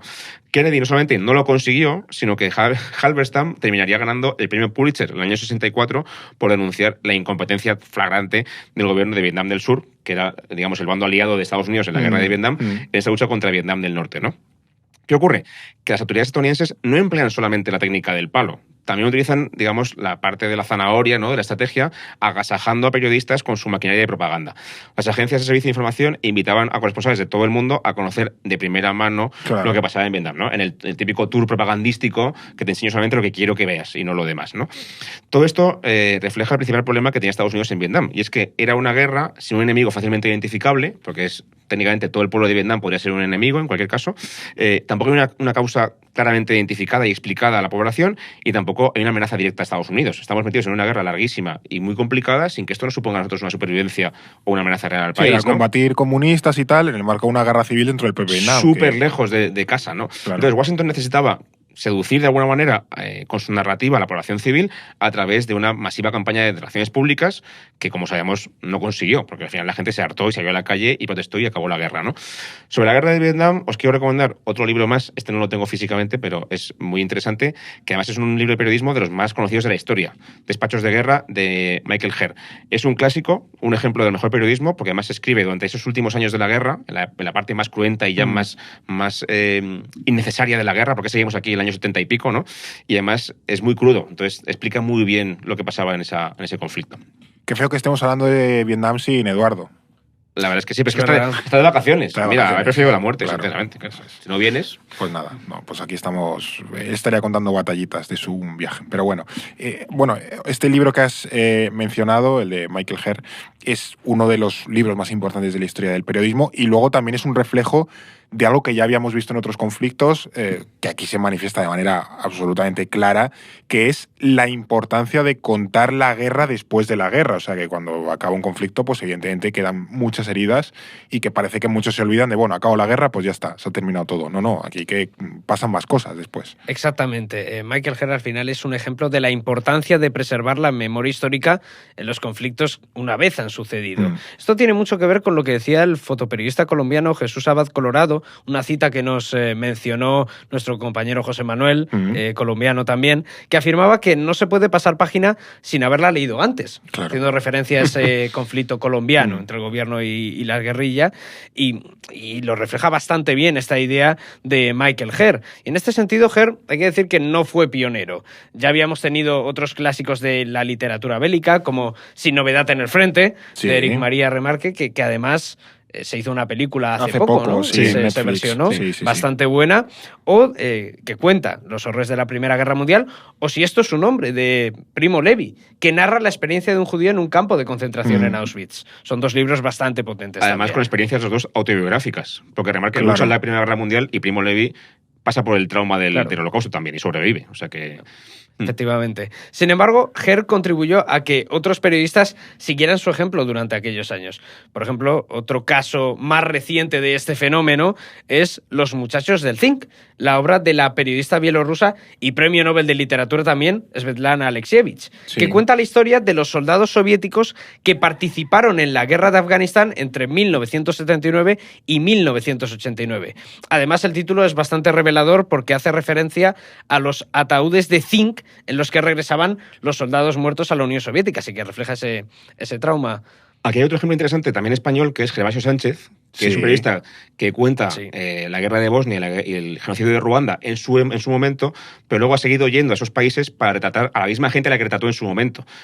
Al chico que retrató con el machete en Ruanda, pues luego ha vuelto a verle y ahora tiene hijos o lo que sea, y en Bosnia igual sigue yendo una vez al año al menos, o intenta ir muy a menudo para retratar, pues eso, ¿no? El proceso de post-genocidio que también hay que contar y que a veces se olvida porque cuando pasamos del foco a otra cosa, pues ya nos olvidamos de lo que pasó allí.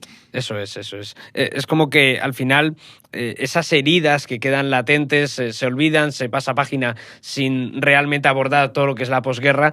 Y desde luego estos trabajos ayudan mucho. Y además, Herr, con todo esto, lo que hizo fue popularizar una forma diferente de contar la guerra. Porque este nuevo periodismo, que se denominó de esta manera, pues combinaba la realidad con lo literario y también mostraba la alienación de los soldados y la crueldad de la guerra. Porque sin Herr, por ejemplo, no podríamos entender el auge de figuras como Truman Capote, como Tom Wolfe o Hunter S. Thompson.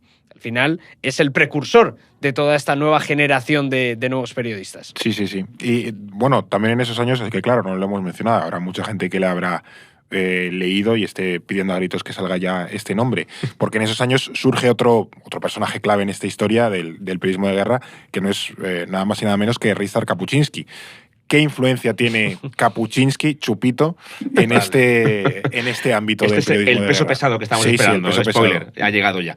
Kapuscinski, aparte de que es uno de los periodistas más polémicos de la historia seguramente, también es una de las grandes influencias de este nuevo periodismo. Su estilo inspiró como pocos a esta nueva corriente de periodistas que optaban por una forma más literaria de contar la realidad, no solamente es un reportaje, también te lo adorno un poco, y al mismo tiempo también Kapuscinski fue el periodista de la descolonización, ese periodista que cubre, digamos, esos procesos en el sur global. Como corresponsal de la agencia de prensa polaca, porque él es polaco, él sale, digamos, de la parte del Pacto de Varsovia, por así decir, de los países del bloque del Este, se va de viaje y cubre, por ejemplo, la guerra de Angola, la revolución iraní en el 79, el conflicto entre Honduras y Salvador. De ahí, por ejemplo, viene su famosa obra La guerra del fútbol, ¿no? Que es un ejemplo de ese trabajo, digamos, de periodismo de guerra. Pero sobre todo Kapuscinski puso rostro a las partes olvidadas de los conflictos. Contaba, por ejemplo, historias de soldados, refugiados y víctimas de las guerras y contribuyó a mostrar el lado humano de la guerra más allá de las intrigas militares, ¿no? Es una cosa como mucho más reportajeada y mucho más de a pie de calle, por así decir.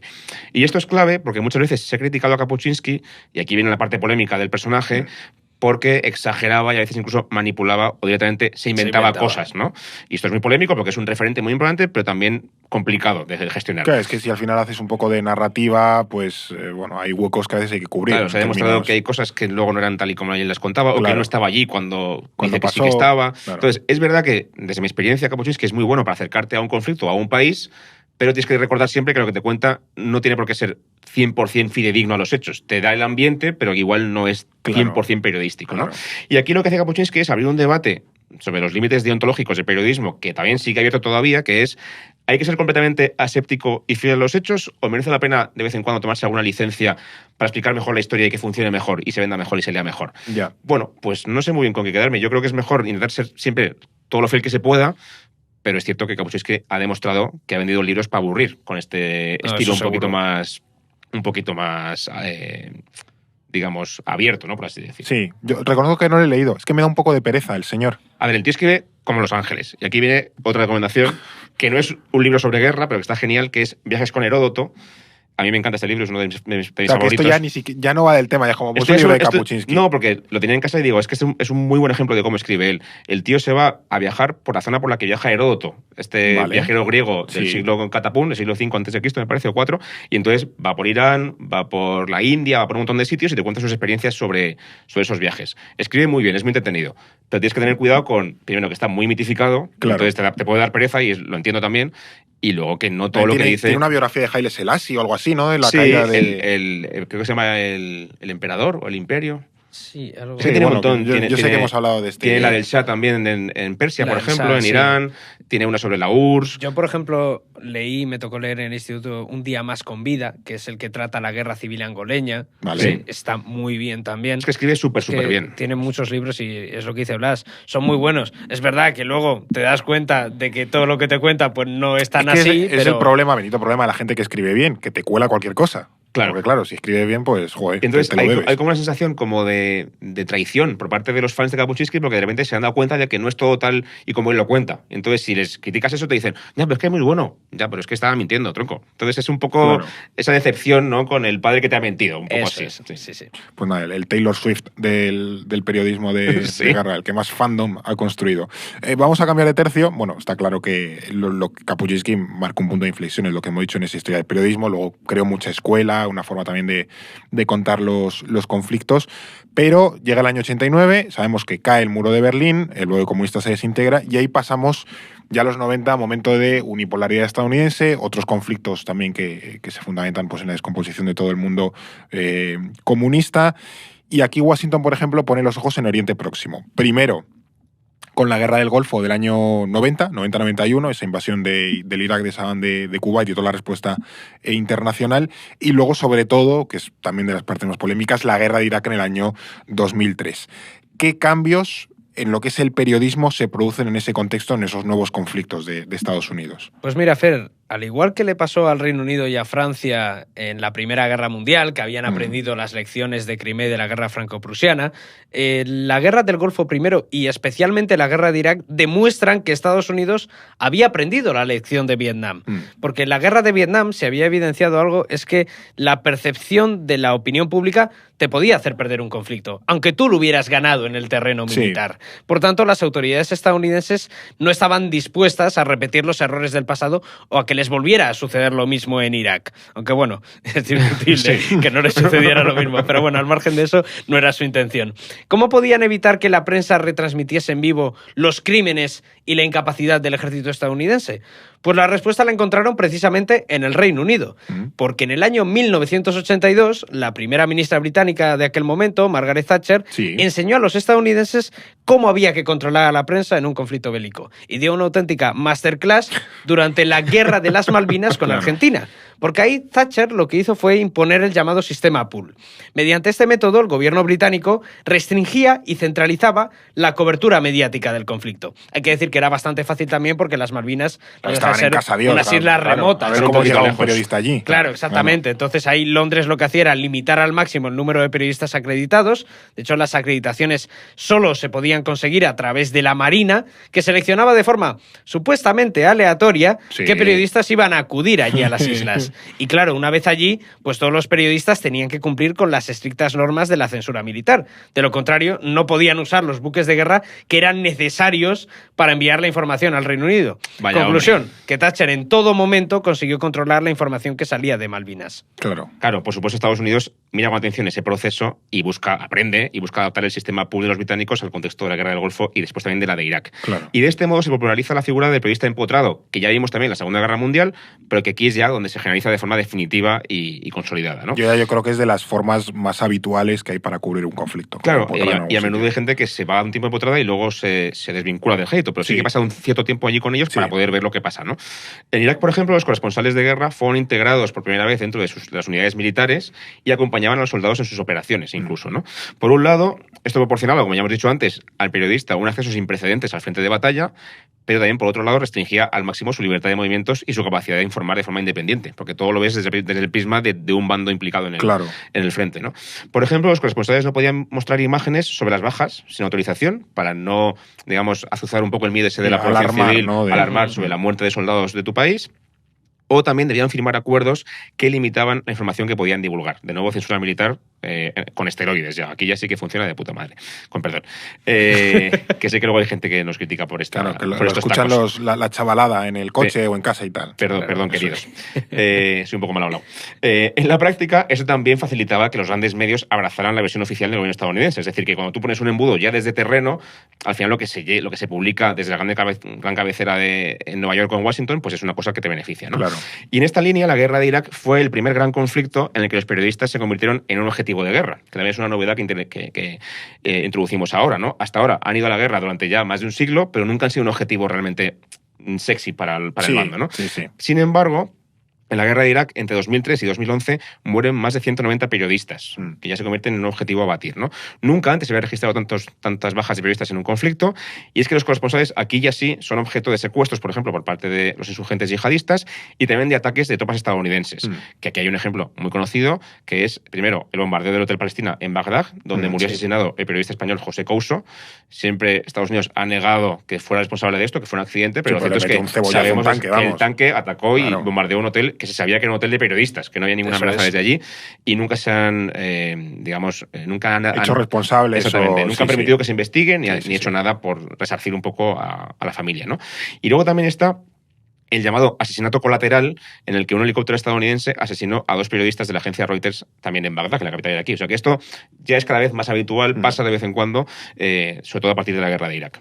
Y de hecho, claro, es que este vídeo es reciente. O sea, yo recuerdo ya haber visto este ataque, lo reveló Wikileaks y fue una de las principales razones por las que Julian Assange, el fundador de Wikileaks, pues terminó siendo perseguido judicialmente por Estados Unidos, acabó en la embajada de Ecuador en Londres, bueno, en fin, un Cristo. Sí, todo entre otras muchas cosas de Julian Assange, que también tiene pufos por ahí pendientes, pero bueno, que Wikileaks fue determinante en que Estados Unidos se le metiese entre ceja y ceja a empapelarle. Sí, justo, fue precisamente la filtración de todos estos crímenes de guerra en Irak lo que empezó a provocar que Julian Assange fuera perseguido judicialmente por Estados Unidos. Y precisamente este caso de Wikileaks ejemplifica cómo la irrupción de Internet y de las nuevas plataformas para combatir la narrativa oficial tuvieron tanta importancia, empezaron a ganar importancia. Ahora le metemos, veníamos de la tele, ahora ya Internet. Eso es, claro. Es como la última digievolución que nos queda, Internet.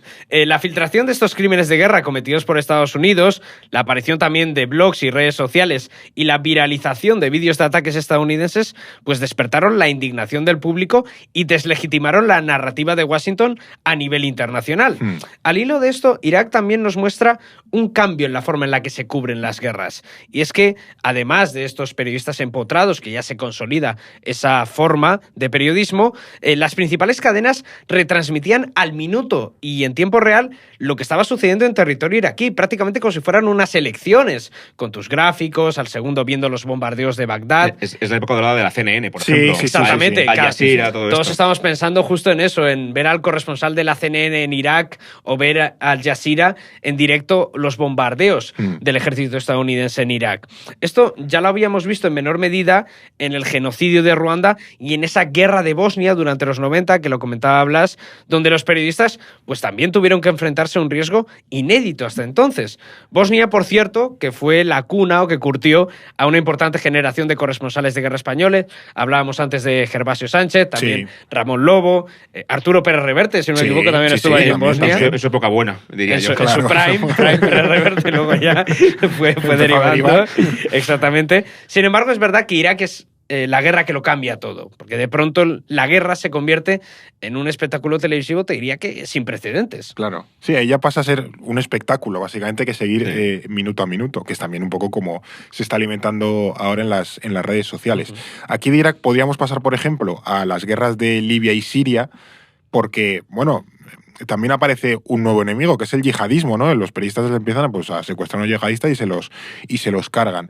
¿Cómo afecta el auge de estos grupos yihadistas al periodismo de guerra en estos países? Porque se han convertido en un actor determinante. Ahí está, por ejemplo, Daesh cargándose un montón de ellos en cuanto los pillaban. Justo es lo que iba a decir, que ha afectado muchísimo y para mal, por desgracia, ¿no? Porque, como decíamos, se convierte en un objetivo de guerra y también de secuestro y de negocio, ¿no? Sí. La guerra de Siria cambia el paradigma del periodismo con la erupción de Daesh. Ya dedicamos un episodio, de hecho, doble a la guerra de Siria y a la llegada de Daesh, o sea que si a alguien le interesa que se vaya allí. Pero el tema es que el periodismo de guerra ya no tiene, digamos, que enfrentarse únicamente a la censura militar de cada bando. También tiene que enfrentarse a la amenaza constante de que cualquier persona que tú no conoces, local, pueda ser alguien que está afiliado a algún grupo yihadista, claro, te vende, te secuestran, que además es un actor, Daesh, por ejemplo, no estatal, que no tiene ninguna responsabilidad ni nadie a quien rendir cuentas. Los convenios internacionales se la pelan. Y está mucho más radicalizado y le da igual cargarse un yihadista, ¿no? Sí. De hecho, esa organización, Daesh, hace el secuestro y la ejecución de periodistas su modus operandi, y todos recordamos aquellas escenas terribles de 2014-2015 en la que secuestraban a gente y los degollaban, literalmente, ¿no? Sí. A diferencia de Al-Qaeda, la otra gran organización yihadista rival de Daesh, la gente de Daesh publicita sus atrocidades en las redes sociales para infundir miedo en sus enemigos y difundir su causa, ¿no? Sí. Y fruto de esa estrategia, los yihadistas publicarían, por ejemplo, en 2014, vídeos de asesinatos a periodistas extranjeros, como por ejemplo el estadounidense James Foley o el reportero también estadounidense Stephen Sotloff. De hecho, hubo también gente secuestrada española por parte de Daesh, que no recuerdo mal, si no recuerdo mal son 3, Javier Espinosa, Mar Mallinedas y Ricardo García Vilanova. Y aquí viene mi última recomendación, que es este libro sobre la guerra de Siria y cómo pasamos de ser una guerra, digamos, de crítica social al régimen a una guerra por la supervivencia contra el yihadismo. Y el libro acaba con los capítulos de Javier contando su secuestro con el Daesh, que son también no sé muy si lo crudos. mencionamos en el episodio que hicimos de Me Siria. suena que sí. Pues mira, Y de hecho, el libro empieza con la mujer de Javier, que también es periodista, Mónica García Prieto. El libro empieza con su conversación con el yihadista que tiene secuestrado a su marido negociando con él. O sea, el libro empieza súper rock and roll. Es un muy buen ejemplo de, sin frivolizar, quiero decir, es un drama, ¿no? Sí, no, claro. Luego también Pampliega estuvo también secuestrado Bundesliga también ¿no? estuvo secuestrado, creo que por Al-Qaeda. Es decir, esto pasó mucho en 2014, 2015 y 2016, y este libro es una buena forma de asomarse a ese contexto. Sin embargo, a pesar del riesgo que supone ir a esos países, el auge de los grupos yihadistas en Siria también provoca que los corresponsales de guerra, empiezan a infiltrarse dentro de las redes de Daesh, ¿no? Si quieres informar de eso, tienes que asegurarte que puedes contarlo desde dentro, ¿no? Y aquí desempeñan un papel muy importante las mujeres. Esto es también una cosa interesante, haciéndose pasar por jóvenes radicalizadas, ¿no? O que tienen interés en el Islam, a través de Internet, por ejemplo. Ya, vaya cuajo, ¿eh? Claro. Hacerte pasar por una radicalizada para meterte dentro del Daesh. Pues, por ejemplo, reporteras como la francesa Ana Erel llegan hasta los altos Madre mandos mía. del Daesh y permiten revelar información privilegiada sobre las tácticas de reclutamiento y manipulación de los yihadistas. Me hago pasar por una jovencita confusa que quiere hacerse novia de un emir del Daesh y que me cuente todo lo que pueda contarme. Y luego desaparezco. Evidentemente, esta persona luego me parece que vive con seudónimo, escondida y tal. Por lo que sea. Que está amenazada. Sí. Claro, la amenazaron de muerte y ha tenido que vivir, si no me equivoco, con protección policial. O sea, poca broma. De Ana Erel hay un libro fabuloso que es La piel de una yihadista. Ese sí que lo tengo en físico, pero se me ha olvidado traerlo. Bueno, no cabía. Tienes uno y no te lo traes, Sí, macho. para uno que tengo en físico, claro. Y ese no me lo he traído. De hecho, no sé si me lo compré en alguna librería o en la Feria del Libro, pero es extraordinario. Retrata perfectamente todo esto que acaba de contar Blas, todo este proceso de información sobre las tácticas de reclutamiento, la manipulación que ejercen los reclutadores yihadistas para captar mujeres. En definitiva, es una historia soberbia. Y además, este ejemplo muestra un fenómeno que empezaba a afectar también a la profesión periodística, que es el auge de los freelance, porque ella era freelance y este fenómeno empieza a emerger sobre todo a raíz de la crisis económica del año 2008, de la transición de los medios hacia el mundo digital, que, como bien sabemos, golpeó al sector de los medios de comunicación. Muchos medios tuvieron que cerrar o hacer recortes en su plantilla y, como resultado, la profesión periodística se precarizó. El problema para los corresponsales de guerra es que la información internacional siempre es cara. Sí. Da igual, pase lo que pase, siempre va a costar mucho ese coste. Así que los grandes medios comenzaron a optar por la figura del freelance, que era un periodista que por cuenta ajena cobra por pieza a los medios y a cambio él cubre todos los costes y asume todos los riesgos. ¿Y cómo compensa esa inversión? Pues vendiendo más que nadie. Eso implicaba tomar más riesgos, llegar más lejos que cualquier compañero para tener la mejor información, la mejor primicia o el mejor artículo. Sí, y en todos los formatos, escribir, en audio, en vídeo y tal. Son hombre orquesta, la verdad, muchas veces. Sí, totalmente. Bastante lamentable este sistema, y muy precario. O sea, se pagan absolutas miserias por crónicas de un tipo que está ahí en el frente, se paga Estoy en Alepo recibiendo bombazos todo el día, te mando texto con foto, yo qué sé. 20, 30, 40 euros. 80 euros, que es como, vale, gracias. Sí. Totalmente. Una auténtica vergüenza. Y eso lo pagan los medios grandes, quiero decir, no es un medio pequeñito, local, no. Los medios grandes pagan esas 50, 100 euros por una pieza de un tío que se está jugando la vida. Eso pasa. Claro, y de ahí que aparecieran figuras como Ana Erel que decidieran meterse directamente dentro del Daesh y por el módico precio pues de 50 o 80 euros. ¿no? Claro, es que es una cosa terrorífica. Sin embargo, la precarización laboral en el periodismo también ha contribuido a su deterioro y a su desprestigio, evidentemente. Los medios demandaban las noticias más morbosas por encima de los análisis de calidad. Claro. ¿Por qué? Porque eran más rentables económicamente y hacía falta dinero para seguir adelante. Es un poco la lógica del siglo XIX. Es que es un incentivo perverso, en realidad. Si la gente quiere carnaza, pues yo si tengo que sobrevivir, pues te voy a dar carnaza. Es que... Ahí está. Con todo, la guerra de Siria también puso de manifiesto la importancia de una figura que no hemos mencionado hasta ahora, pero que es muy relevante y que hay que poner en valor, que son los fixers. Los fixers, para quien no lo sepa, son esto fuera del mundillo nuestro no lo conoce nadie. En la jerga periodística, para quien no lo sepa, los fixers son las personas, en muchas ocasiones periodistas también, que acompañan a un periodista durante su estancia en el país y que destacan por su conocimiento del entorno local, de las costumbres y muchas veces pues del idioma también. Es un poco tu guía dentro de un conflicto, un país. Es alguien local, es alguien de ese país que te ayuda a moverte por ahí y sobre todo a que no te metas en líos. Que digas lo que tengas que decir, que hables con quien tengas que hablar y viceversa. Y también abrirte puertas. Oye, a lo mejor una extranjera no puede ir a ver al emir de Al-Qaeda, pero con un fixer bien conectado sí que puedes llegar a esa persona, por ejemplo. Es un facilitador también en muchas cosas. Un facilitador, un guía, justo... Que son muy valiosos y no les conoce nadie. Su trabajo es muy poco reconocido y son muy valiosos. Muy poco reconocido, no suelen tener seguro, tampoco tienen un salario fijo, pero su labor fue determinante para garantizar la movilidad, la seguridad y también la penetración de todas estas corresponsales durante la guerra de Siria, particularmente. Y muchas veces, también esto es importante, se quedan tirados, porque esto pasó cuando la evacuación de Afganistán. por ejemplo, el gobierno español, como otros muchos gobiernos, pues tenían fixers locales que te ayudaban a moverte por allí. Bueno, pues Traductores. Efectivamente, traductores y demás. Cuando todos los occidentales nos fuimos, ellos se quedaron allí y, bueno... Muchos de ellos sí, ya saber. Y que se apañen como puedan, ¿no? Entonces a mucha gente se quedan tirados. Esto recuerdo que se quejaba con buen Tino Pérez Reverte. También hay que concederle al César lo que es del César, pero es una crítica generalizada y también es generalizado, creo yo, que la gente que trabaja en esta clase de cosas también reconozca ese trabajo de los fixers. En todos los libros y todas las crónicas, oye, eso gracias a mi amigo no sé cuántas que me ayudó a estar allí, porque si no, su trabajo no sería posible en realidad. Sí, que muchas veces eso se convierten en amigos del propio periodista o reportero que está por allí. Toda esta situación que hemos contado nos lleva, pues yo creo que a los dos conflictos que han marcado la actualidad internacional en los últimos años, que son, sin duda alguna, Ucrania y Gaza. ¿Qué papel está desempeñando el periodismo en estos lugares? Tanto la invasión rusa de Ucrania como la ofensiva israelí en Gaza han ilustrado los males del periodismo que hemos ido contando estos últimos minutos. Sobre todo el tema de los freelance, ese periodismo del freelance como actor periodístico un poco predominante, pero también muy inseguro, ¿no? Muy aislado, digamos, de la ayuda del gran medio.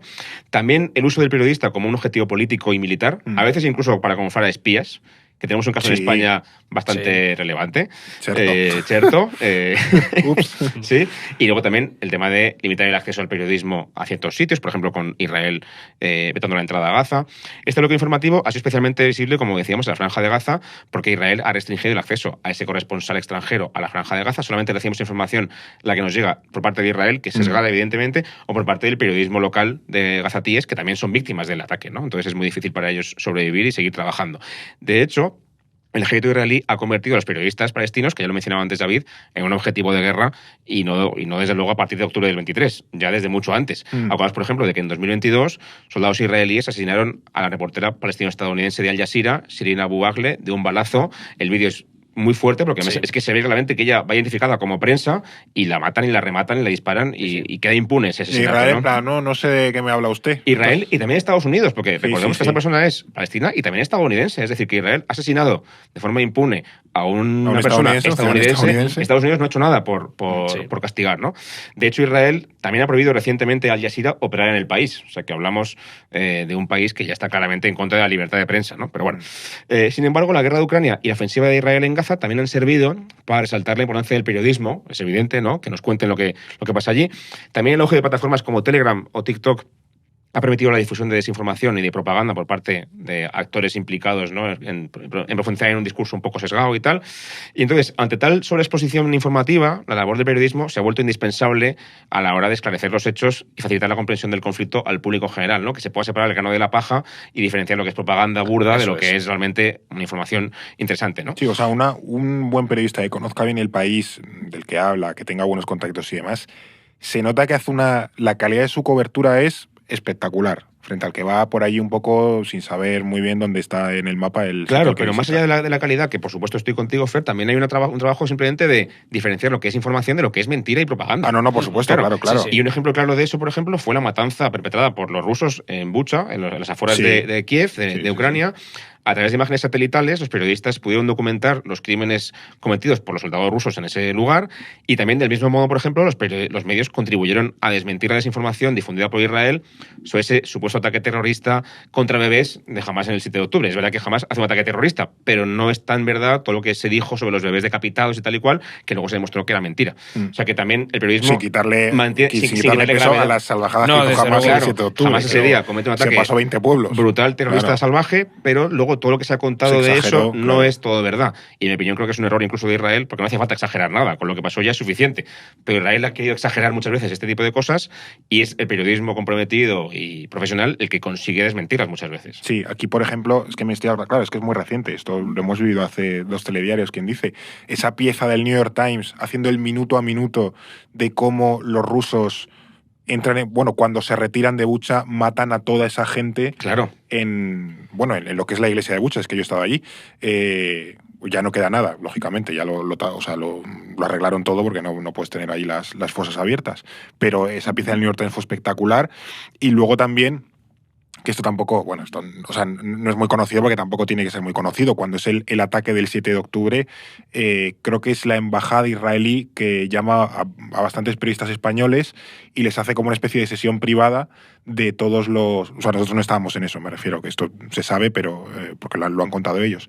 Pero hacen como una especie de... Les ponen los vídeos que no se habían podido emitir, Claro. también para sensibilizar al periodista de mira qué barbaridades han hecho Claro. y tal y cual, ser un poco comprensivos con nuestra postura. Esto después del 7 de octubre. Claro, y es lógico, pero también es verdad que, por ejemplo, Rusia quiso desmentir lo de Bucha, y si no es porque se publican esas imágenes, esos reportajes tan bien detallados, pues igual cundiría la sensación de que Bucha es una mentira. De Bueno, Ucrania. es que durante mucho tiempo, no sé si alguien queda todavía hoy pensando que no, hay quienes piensan que el holocausto no existió, quiere decir, Claro. de todo ahí en la viña del Señor, Exactamente. pero durante bastante tiempo hubo resistencia en ciertos sectores prorrusos a reconocer que lo de Bucha había pasado y que habían sido los rusos. Te decían, no, han sido los ucranianos, o ha sido, yo qué sé, Soros, La OTAN. con un lanzallamas. Yo recuerdo esas primeras 48 horas que era una difusión de desinformación permanente, Son teorías de actores. ha sido Ucrania, es un montaje. Sí. Y sin embargo, si no es por esas imágenes satelitales y ese reportaje del New York Times, se hubiera pensado, por lo menos hubiera cundido la sensación de que que hay dudas, claro. quizás hubiera sido un montaje y no hubiera existido. Claro. Entonces eso sí que es importante. Pero sobre todo otro elemento también relevante del papel del periodismo en estas guerras es que ha ayudado a evitar el olvido, que es algo que suele pasar de forma recurrente en conflictos, por ejemplo, en África, el sudeste asiático, la guerra de Yemen. Sí. Y en este caso, las informaciones sobre Ucrania y Gaza han permitido que estos conflictos y todos los dramas que hay detrás pues sigan presentes en la agenda pública y, en cierto modo, la gente no se olvide de ellos. Y con todo este panorama que habéis contado, que hemos contado, ¿cómo veis un poco el futuro del periodismo de guerra? No sé si creéis que van a seguir siendo relevantes los periodistas de guerra, que tienen creciente competencia, pues yo que sé, IA, metaverso, redes sociales. Claro, al final hemos estado añadiendo como capas de nuevos formatos de difusión de información. No sé qué viene después de Internet. Algo vendrá en algún momento. Entonces, al final, será otra forma en la que se cuenten los conflictos. Pero Sí. está claro que tiene una importancia. A lo mejor dentro de 5 años estamos hablando de la inteligencia artificial. Por eso. O de, yo qué sé, ver en el metaverso los combates o sea, que yo ya no descarto nada. A ver, yo creo que, al menos con la realidad que tenemos hoy, mientras haya conflictos que cubrir, creo que la labor del periodista va a ser esencial para contar lo que está pasando y para documentar la realidad, como ha dicho Blas. Ahora bien, es verdad que el futuro pues pinta bastante feo. El aumento de la precarización laboral, el auge de los freelance, que cada vez son más, ese desprestigio de la profesión, los continuos ataques a los periodistas y a la libertad de prensa, como en el caso de Israel, y también las crecientes violaciones de los derechos humanos en este contexto internacional. Cada vez se respetan menos, ¿no?, las normas internacionales. Que de hecho, perdona que te corte, no hemos hablado aquí otro periodista español que además murió hace poco, que fue David Beriaín. Claro, murió en Burkina Burkina Faso. Faso. Claro, Burkina esto Faso. fue hace unos pocos David, años. su cámara también. Entonces, vemos que cada vez los periodistas pues son objetivos de guerra. Que es cierto que objeto de cuando ya ataques. eres como muy conocido, tienes una reputación, ya sí que hay más margen para cierta sostenibilidad, para hacer cosas un poco más propias en ese sentido. Pero cuando eres alguien relativamente pequeño, esto también se ve en la película de Civil War, cuando eres alguien que está empezando, es que te comes unos mojones tremendos, hasta que te haces un nombre y demás. Entonces, bueno, pues que es una profesión también como muy, muy elitista, en el sentido de que hasta que no tienes un nombre, no tienes cierto margen de Porque acción. pensemos que ir allí, pagarte el viaje, pagarte los seguros, pagarte el equipamiento, el casco, el chaleco, es una pasta para que además luego te paguen 2 duros por tu trabajo Sí. y te arriesgas a perder la vida, ¿no? Entonces es un trabajo súper complicado de mantener y es poco sostenible, es deficitario por definición, pero es importante que se mantenga, porque si no existe ese periodismo no nos enteramos de las cosas. A ver si conseguimos, no sé si nos escucha, que un día se venga Fermín Torrano. Ya, macho, hay muy buen rollo con él, pero como está en Claro, Ucrania, está en pues, Ucrania, hace un trabajo fantástico. Hace un trabajo impresionante, pero Sí. a ver si un día que esté por Madrid, pues le invitamos a Que se comer pase por aquí. que se pase por aquí, porque Sí. no, además que a la gente, igual que hicimos con Franco de Ledone con Alemania, con Argemino con el tema de Estados Unidos, yo creo que también, que nos lo digan en los comentarios, ¿no?, que a la gente le gusta un poco que alguien que conoce muy bien un país nos venga ahí un poco a contar qué está ocurriendo. Y ahora, con todo lo que ha estado haciendo Trump, claro, es que cuando grabamos con Argemino, todo el tema de la Casa Blanca no había pasado entre Trump y Zelensky. Sí. Pues también que nos cuenten un poco Haciendo qué está pasando o en Ucrania. deshaciendo. Claro. No, pero es verdad que para un conversacional sería muy bueno, ¿eh? Sí. Sería un Y episodio tenemos a muy más bueno. gente en el candelero Claro. gestionándola para que Estamos venga trabajando en ello. Para más episodios en colaboración. Exactamente, estamos trabajando en ello. No podemos decir mucho más al respecto. Una frase que nos encanta. Sí. En cualquier caso, todo esto que estábamos comentando, pues al final lo que refleja es que cada vez es más complicado y más arriesgado ejercer la labor del periodismo, que el corresponsal de guerra ya no es ni siquiera esa figura venerada y respetada de épocas pasadas, que su estatus se ha deteriorado y que su posición pues cada vez es más vulnerable, también precisamente por esa precarización.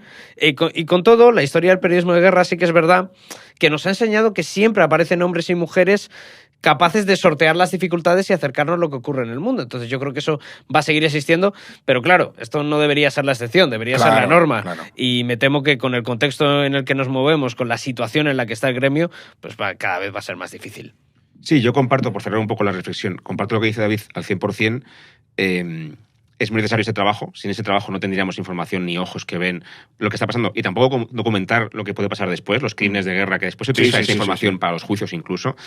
El problema es que es muy complicado, ¿no? Entonces yo, desde aquí, agradecer el trabajo de toda esta gente que se juega la vida y también, sinceramente, yo creo que se juega hasta la integridad psicológica, en el sentido de están viendo cosas muy fuertes y se hacen, digamos, fuertes para poder contarlas, ¿no? Hay peña que de cierta guerra no sale bien de la cabeza. O sea, es normal. Te expones a un impacto psicológico y moral muy fuerte y hace su trabajo muy bien y hay que defenderlo.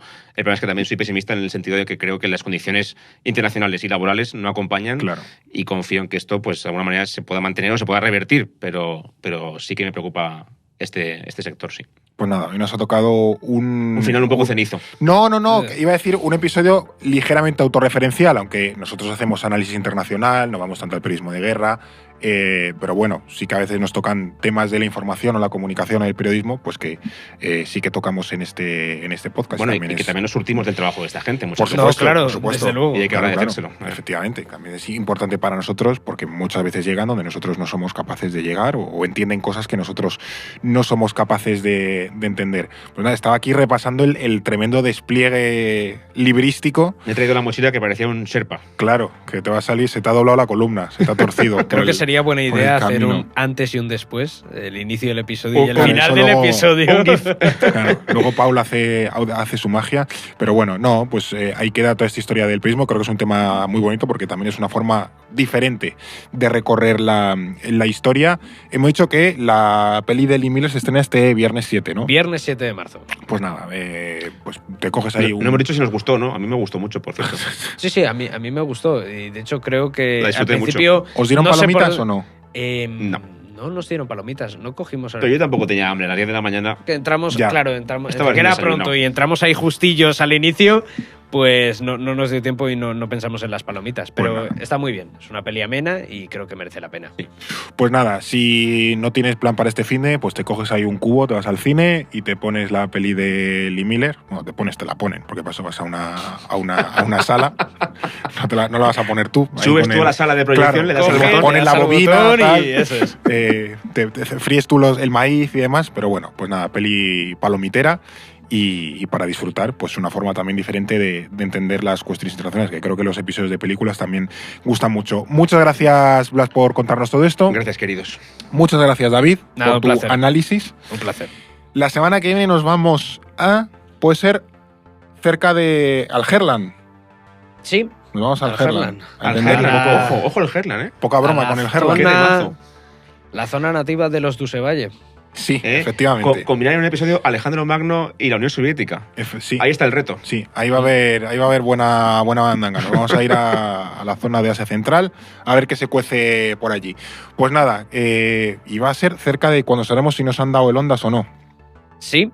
Esto se sabe la semana que viene. De hecho, día 12, lo dicen. Justo. Por ahí lo vamos a saber. A ver qué pasa. Se viene fiestuki. Y si vamos a tener que partir algunas piernas o algo así para que nos den el caballito. No sé. Que sea lo que tenga que ser, que ya buen premio es la nominación. Hay más gente guay también nominada. Eso es, hay más gente guay. Luego te preocupas tú, Blas, por si eres mal hablado o no, después de que Fer aquí esté amenazando. Amenazas de muerte.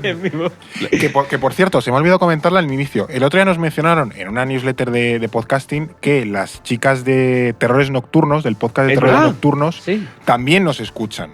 Así que muchísimas gracias, que es muy guay. Ellos también hacen un podcast increíble, que además muchas veces nos ganan en Spotify en las listas. Una competición ahí por... Sí. No, pero es muy guay ir descubriendo otros podcasters que nos escuchan. Qué o sea, bien. que no solo somos útiles a un montón de gente, que también mola mucho, sino, también el sector. Y eso es muy, muy bonito. O sea, que nada, también escuchad otros podcasts. Nosotros al final siempre decimos que escuchar podcast es bueno, sea el nuestro o sean otros, igual que suscribirse a medios es bueno, sea el nuestro o sean otros. Siempre es bueno Y fomentar. dicho eso, ya que hoy no hemos hecho ninguna mención a ningún suscriptor que nos escribe, tengo que decir que yo no suelo decir esta promoción, que ya recibimos muchísimos correos, no, porque lo sueles hacer tú, esa lectura. Cartas de los oyentes. Claro, la carta de los oyentes, últimamente hemos recibido un montón de cartas muy tiernas y muy agradables que agradecemos un montón. Así que hoy no hemos leído ninguna, pero que sepáis que os leemos con mucho gusto. Las metemos en el de Asia Central. Venga. Para aligerar la castaña que se marque Eduardo. Epístola a San Fernando. Eso es. Pues nada, que te esperamos la semana que viene. Muchísimas gracias por escucharnos como siempre en Spotify, de vernos también en YouTube, en iVoox, en Amazon y en Apple. Y nada, que estamos aquí en próximos episodios de No es el fin del mundo. No es el fin del mundo, el podcast semanal del orden mundial. Producido por The Voice Village. Dirección Eduardo Saldaña. Conducido por Fernando Arancón y guión de David Gómez y Alba Leiva. Producción ejecutiva Ricardo Villa. Diseño de sonido y sintonía original Pablo de Diego.